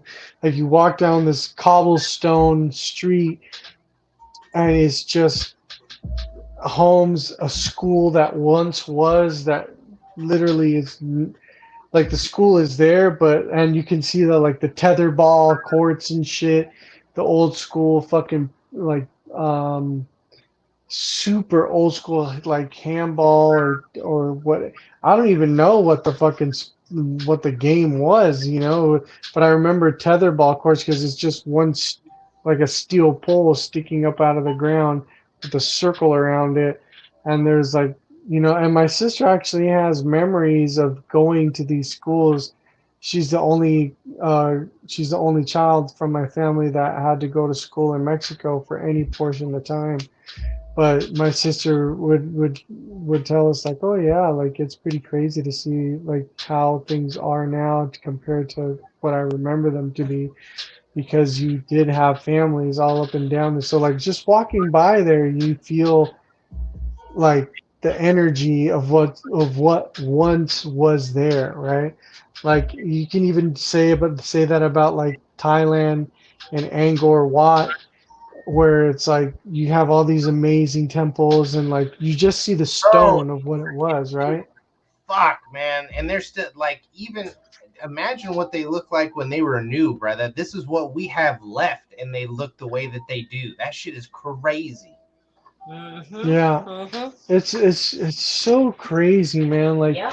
the amount of history that's lays around us as human beings that we're kind of like, oh, this is what this was, you know. But like that's why I think there's so much reverence for certain areas, like the Abraham Lincoln Monument, uh, places like where you know, like, and this fucking thing has been around here for a while.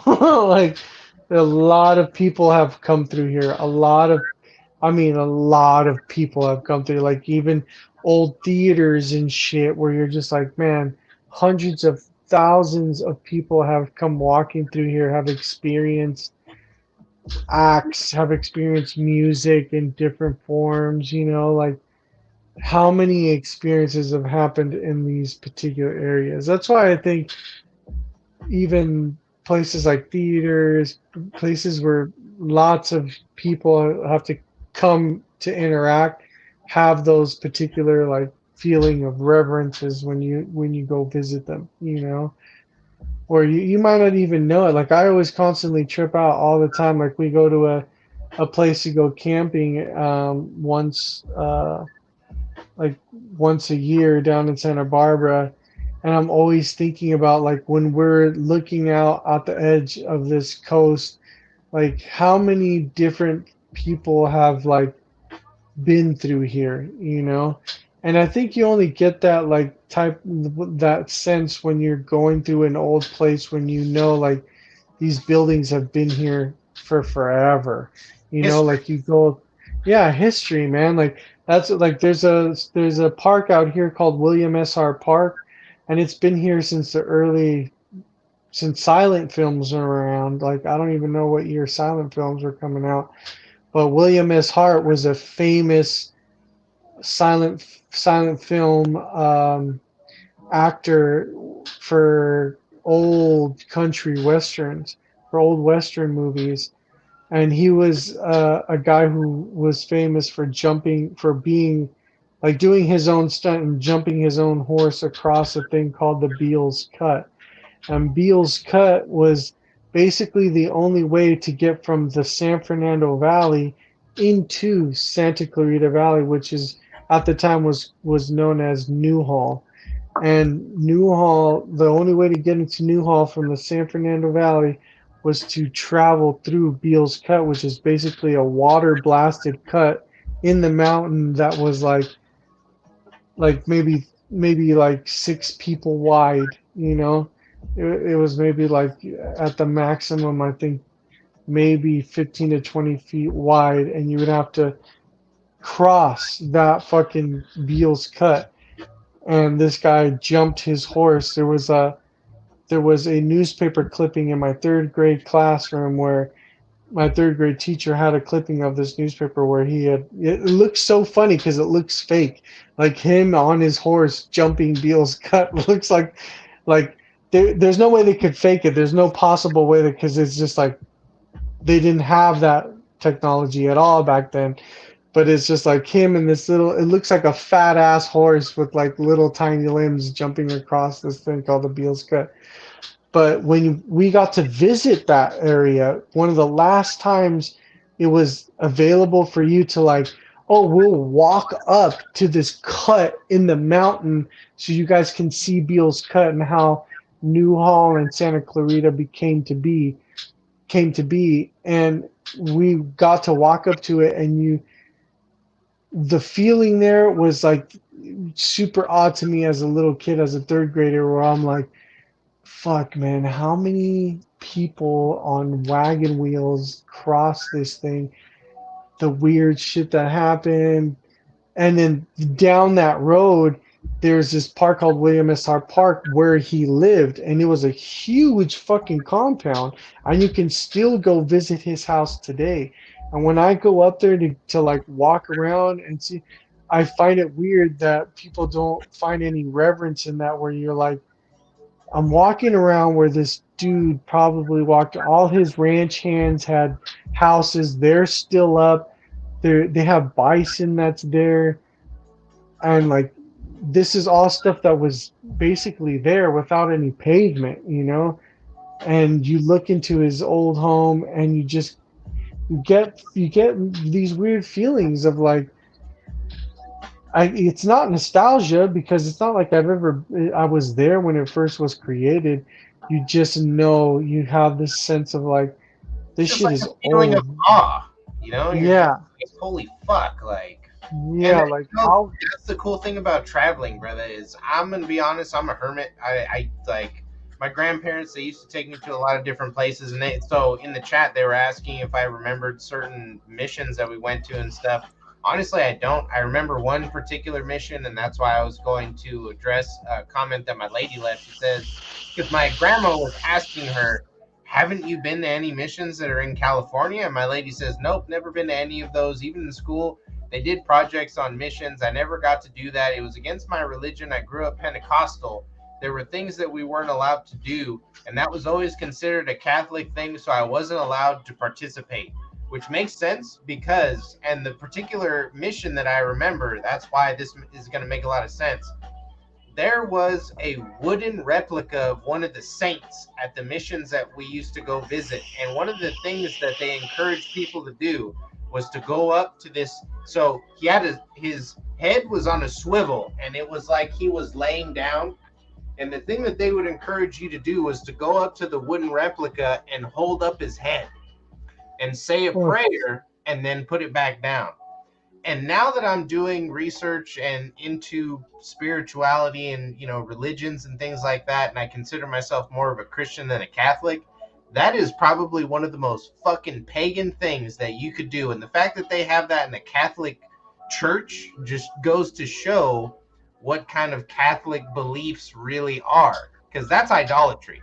That's idolatry, and you can try and justify it any way that you want, but you're offering prayers to this dead person. You're even interacting with a copy of what would be their corpse. That's ancestor worship, and that's idolatry, and that's fucking crazy. So I could see damn, why a particular section of the Christian faith would say, no, we don't want you to go to that place. damn, man, I didn't even think about that. And my grandma's saying some people couldn't even lift it, which makes sense because, you know, if you're not part of the faith and you're not touched by that belief, maybe you don't have what it takes. And that's one of the things that encourages people to join that faith is, wow, look at this seemingly small miracle. Some people can't even lift his head. Yeah, But oh yes, I absolutely remember, Mom, because that was something that I always thought was weird. And me as a kid that didn't even understand what was going on, I had no problem lifting his head, even though I offered no prayers or anything like that. So it's one of those crazy things. And you can look at it however you want. I choose to look at it through the lens of all the research that I've done throughout the years, and that tells me certain things. So I will just say I definitely understand why the more faithful people in my lady's church were probably saying, no, you shouldn't go and do that. She's saying, yeah, growing up Pentecostal, there really was a lot of things I could not participate in during school and outside of school. And that makes sense because if you really do follow the Bible and you listen to its teachings, one of the things that it says is that we are to live in the world, but we are not to be of the world. And so if we really follow the Bible's teachings, we're not going to fit in very well to the world at large because we're actually called to kind of set ourselves apart from it because the world does some gnarly shit. So it's kind of crazy. And she even says we always seen it as a worldly thing and not to be Christ-like with all the idols they had and whatnot. It's actually one of the prayers that you say when you're a Catholic. Holy Mary, Mother of God, pray for us sinners now and at the hour of our death. Amen. It's crazy to offer prayers to anything besides Jesus Christ, but again, that's a stream for a whole nother night. I was about to say, we used to get into the heaviest conversations. I was like, because we used to love having, like when I was in high school, I was Let really me grab into another soda, brother, because we're coming up on 3.5 hours. do it. I have one more shot, so we got to pour that. We are having some awesome conversations tonight. I love you to death. Thank you so much for you and Mrs. Cleanthumb joining me. My lady and my grandma, love you guys to death. Mom, thank you so much for hanging out with us, especially while you're trying to Mama. recover.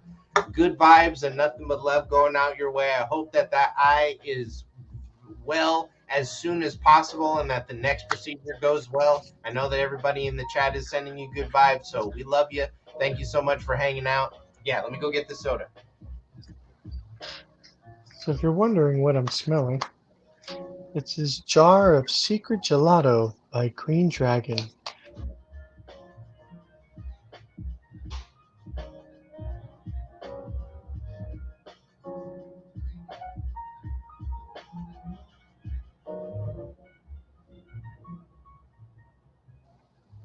Oh, we're back. So yeah, I was saying, it's 27.4%. Don't say anything, but I took a small, tiny bong load today. Yeah. And let me tell you, what I thought was tiny ended up taking me through the circle of what the fuckness. Oh my god. I'm so, like, I basically did that knowing, like, I needed to get through it so that once at the end of this weekend, I'm gonna start dabbing again on Monday. But I knew I had to, like, jumpstart my THC, like, levels. So I'm like, I'm gonna take a little tiny bean load. I even plant, get off. I cleaned up the piece and everything. As you see, it's fucking brand spanking new.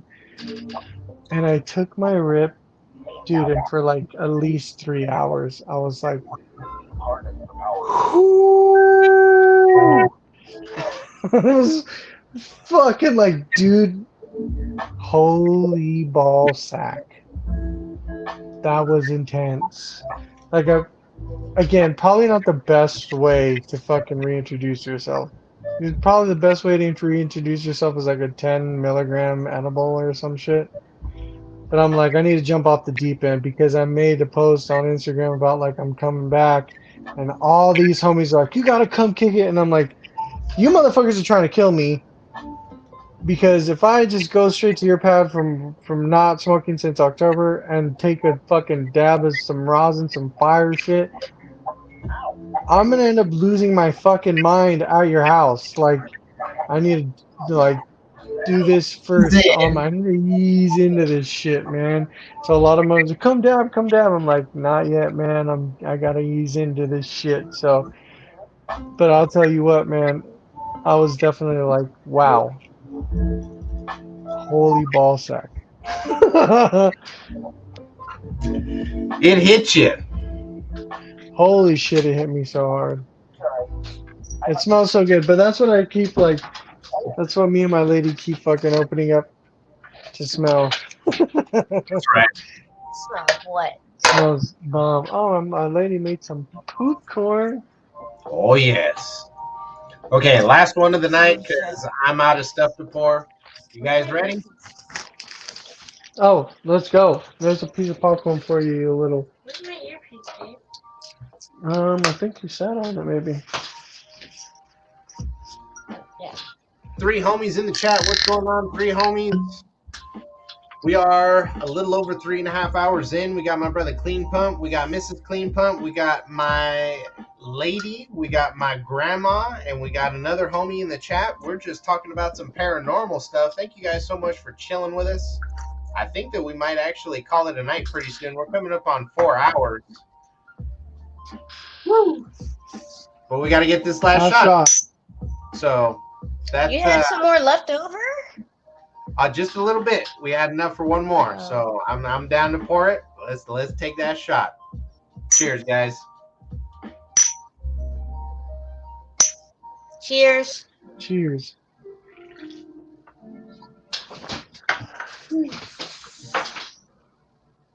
Got to pour up with the fam. Oh. Popcorn, water, and popcorn chaser. Can't beat it. I'll be right back when to drain the main vein. Handle your business. I look forward to Friday nights with you. I just want to let you know. I appreciate With you and your lady and grandma, I look forward to this. Hold on. You can't see me. There you go. I look forward to that every Friday. Oh my gosh. I was even telling people at work, I'm like, yeah, real podcast. I can't wait because they joined the last time, but everyone's going out of town this weekend. So it was really, really, really nice. And I was like, I'm really happy it's a paranormal special. And Grandma Cynic is involved, and your lady. And literally, I really have a really strong feeling. I believe that I will be standing beside her while we do our paranormal investigations, because I had no idea that you guys felt the exact same way. So yeah, we're gonna be very good friends, and that's what the formula that I see happening is. You guys are gonna stir up some shit, and me and Brother Mario are gonna have to send it away. So that's because we kind of line up. Oh no! Things, so I could see you and my lady getting together and be like, "Let's stir up some shit," and me and Brother Mario are like, "We got to get rid of it now." So I kind of that's how I feel like our group's gonna work. It's gonna be awesome. So I'm totally down. I can't wait. Like seriously, miss, it's gonna be so much fun to hang out with you guys. And yeah, like it's nice. So I'm kind of a hermit. I don't connect to people too often, so it's really neat to be able to spend quality time with people that I really think highly of. And I love you guys. Brother Mario, he's my family, so it's Same awesome. here. Us too. We're hermits too. Like seriously, like yeah, to even meet you guys and have the same interest and everything. Your lady, oh my gosh, it's really rare. Let me tell you, it's really extremely rare. Like I didn't know how he really felt about all of this until just recently. So I have a feeling that it's going to be perfect. There was a reason why our paths crossed. So I think it'll be a good thing. So It'll be a Brother really good Mario, thing. what I was saying So while you were talking, the yay! way that I feel the dynamic of our group is going to work is that these two are going to stir up a bunch of shit, and me and you are going to have to get rid of it. Oh my god. Yeah, that's why I keep telling her. I think that's going to end up being kind of the roles in the groups. Is they're going to go gung ho, guns blazing into it, and we got to make sure you and me are going to be the ones that make sure the shit doesn't go home with us. Like no souvenirs. Don't put that rock back. Like it's just We're gonna be the one. Oh no, I will not take any souvenirs. You'll Oh be yeah. what do you say? How closing the portal or whatever. We're not taking anything home, that's for sure. Not in this place. No. Yeah, Yeah, not in No. this house. This house sure. is right now this house is has no negative energy, so it's good. Yeah, I know. Yeah. Yeah. We're gonna have No. we're gonna have a lot of fun together. I look forward to hanging out with you guys. It's gonna be a good time, and that's so. Oh yeah.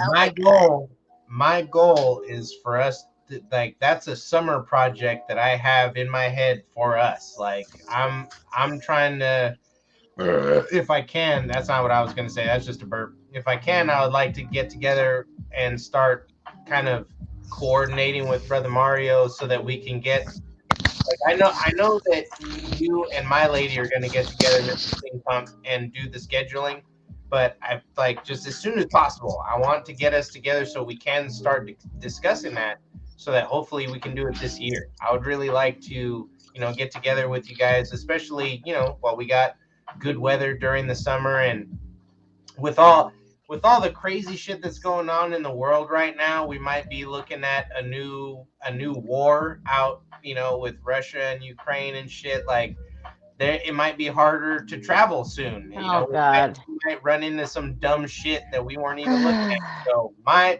opinion is, the sooner that we can do this, the better. That way we can get together and we can make some memories and fucking discuss it on another stream after Yeah. we get back. Tell people what we found. My Yeah. lady says I'm taking a rock from every place I visit, and it's going back to your house. It's not coming. You can have it. Yeah, she'll be taking that arm. I'll throw that shit out the car window. Right? As soon as we stop to get gas somewhere and she goes to the bathroom, I know she's like Yeah. Like, where's that fucking stone? Give it to me. yeah, she'll take her brother. I'll be like, oh no, I just want some like a souvenir. Oh no, it'll come home and yeah, he'll be like, oh hell no, drop that shit off right now. I'll throw a roll. I'll throw a roll Yeah. out, my guy. Yeah, I know that's what he's gonna do. And with me, he'll be like, where is it? What did you do with it? You took something from there. I know you did. Either she did or you. And I know he's gonna. energy, I'm hey, gonna energy be good. I'm travels, gonna be a guys. good girl and not take. Things follow people. We got to be careful. And my lady says, even at work, I see things and feel things. The past souls like to touch or throw things at me. And yeah, I do feel like there are some people that are just more, I should say, sensitive to that kind of phenomena. But what I'll say about that is there's usually a reason. And even with her being brought up Pentecostal, Pentecostals do their own weird, crazy shit. They like to hold snakes and they like to speak in tongues. So it's not like they're all by themselves and they're completely separate from the weird shit that Catholics do. They have their own lane of little fucking weirdness. And so wouldn't be surprised if maybe something follows her around from her early church days, or some of that shit if she participated in it. I also wouldn't be surprised if, just because of the generational link that she has, because her family was involved in it, that she's a little bit more sensitive to it. I kind of feel like that's my own personal. That's how I would describe how I react to it. I research it. I'm not interested. I don't participate in it, but because of my own generational kind of stuff, my family's involvement, I do feel like maybe I'm a little more sensitive or even susceptible to stuff like that.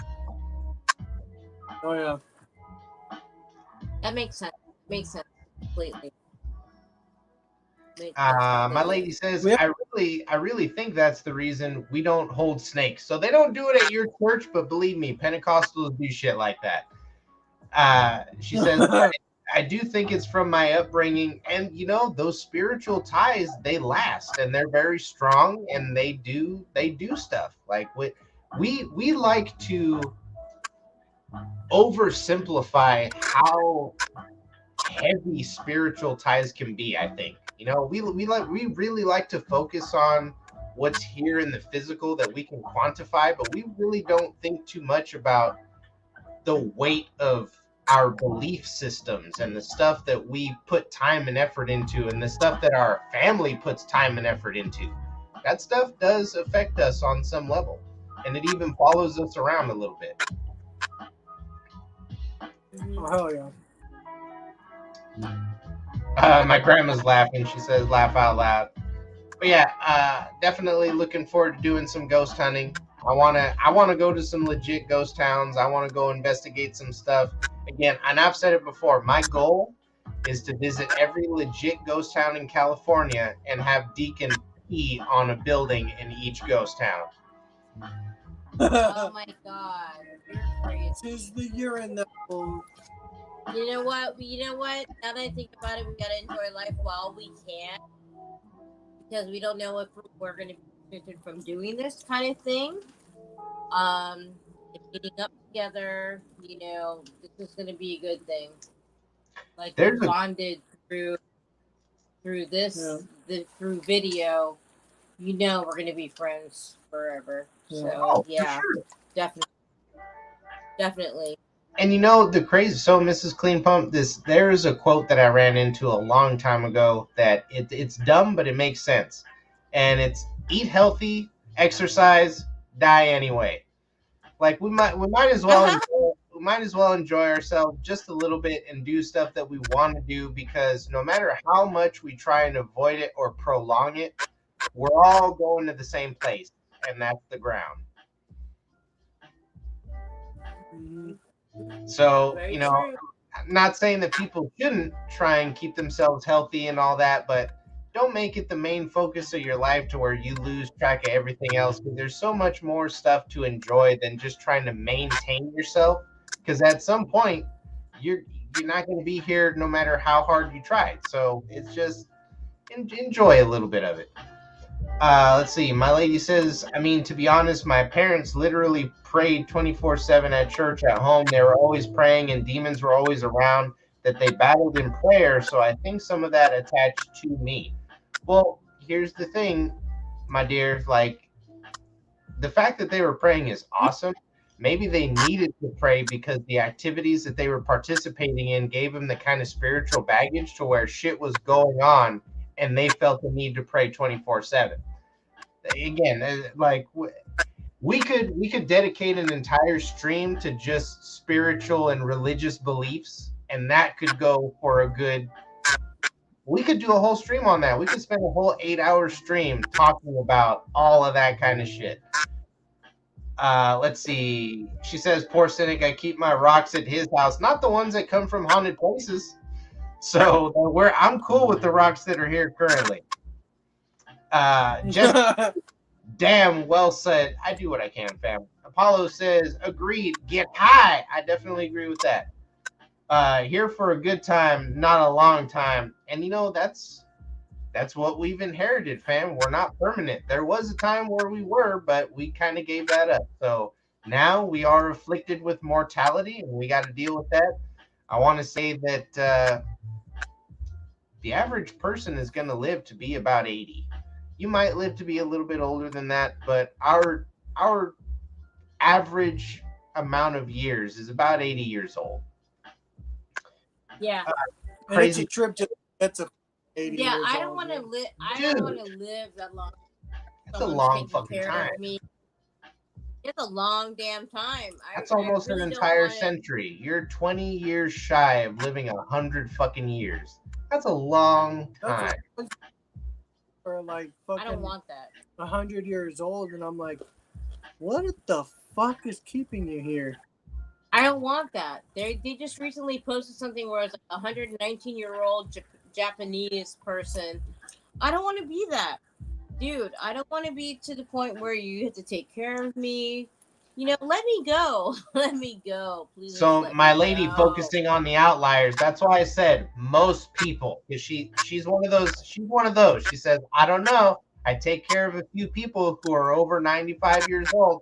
I didn't say that nobody lives to be over 80. I said most people nowadays live to be about 80 years old. So yes, absolutely, there's going to be people that live longer than that, but there's an average. My grandma says your grandparents lived to be over 80 years old. Yes, but to that point, my great grandma was evil as fuck. So she was probably able to prolong her life with some kind of artificial means that has nothing to do with regular people. My great grandfather, he had to keep that in check. So I think that God prolonged his life because he knew that, that guy was keeping this crazy bitch in check. Right, right. Jesse says Genesis 6:3 says the Lord said, "My spirit shall not always strive with man, for that he is also flesh, yet his days shall be 120 years." And that was a while ago, fam. I want to say with the new covenant, we've been cut down to around 80 or 90. But yes, I mean, so that's the crazy thing, is that the length of time people are allowed to live is really based on where you are in history. And again, that also ties into we're degenerating as a species because we don't live as long as we used to. People in the Bible days, there are some characters in the Bible that died around 200 years old, 300 years old. That's a long fucking time. But again, they were alive in a much earlier part of history. And if you want to get down to the science of it, their genetics were a lot purer, which would allow them to do something like have a longer lifespan.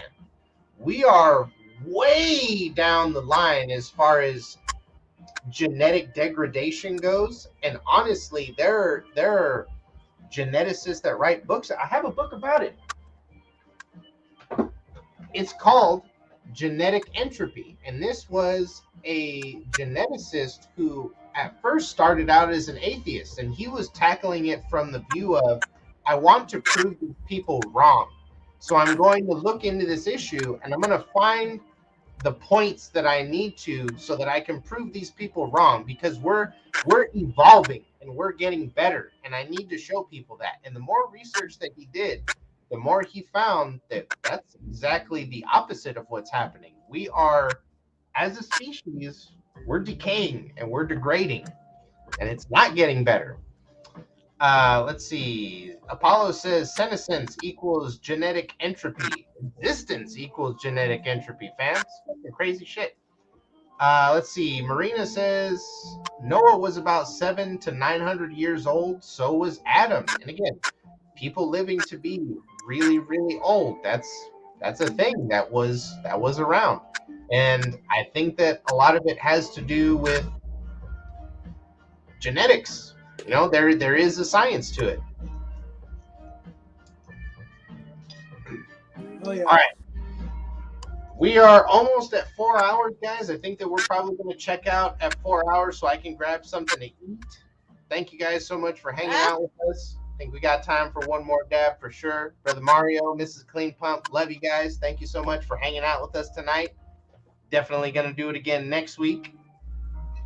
Heck yeah, we look forward to it I do.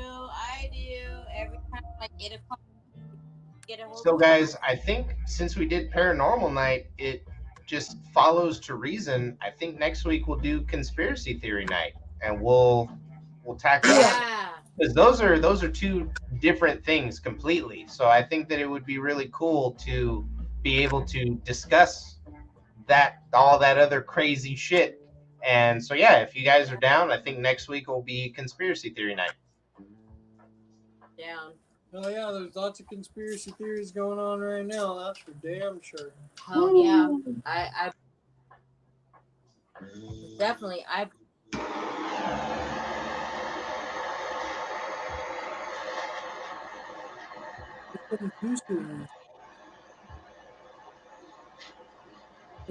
They need to charge. Oh yeah. I believe it. Let's see. Paulo says the weakening of the genes after multiple generations. So the best way that I've ever heard it described, fam, as crazy as it sounds, is Fight Club. when the dude is talking about his insomnia and how everything seems like a copy of a copy, that's the perfect way to describe our journey as a species genetically. Adam and Eve were the first pair of humans, and genetically they were perfect. But if we're looking at our generation today, we're thousands of years removed from that original copy that was perfect.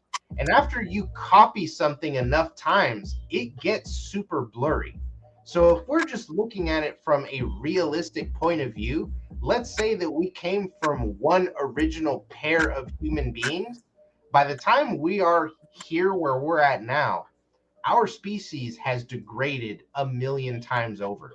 Like were we are a shell of what we used to be.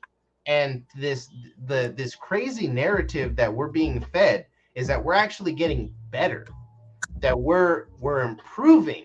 And that's where, and I think we talked about it just a little bit last week, but that's where the idea of transhumanism comes into play, is that people are trying to sell us this idea that we've reached our evolutionary apex, which isn't true. We're actually degraded. But they're trying to tell us that we're not going to get any better. So we need to start incorporating technology into our system. And that's the next the next phase of evolution for humans is not going to be natural. It's going to be synthetic. That's the bill of goods that we're being sold. Yeah, I think it's funny that we think we're like. I think it's funny that we're a crazy computer ourselves. Like, we're the most complex thing, one of the most complex things on the face of the planet, and we're over here like we don't want to challenge our brains enough to like do certain things. Like, I see it in myself a lot where I'm like, there's no way I could be a physicist. Where in reality, it's just I'm just years away from being indoctrinated physicist. You know, like, you can gain all this knowledge. It is super hard to gain all the knowledge, though, right? But our brains are capable of it. We just don't know how to tap into it. So we're like, that's cool, Elon. Just make that linkity link. I mean, think about it. Like, literally, your body is the most amazing fucking thing.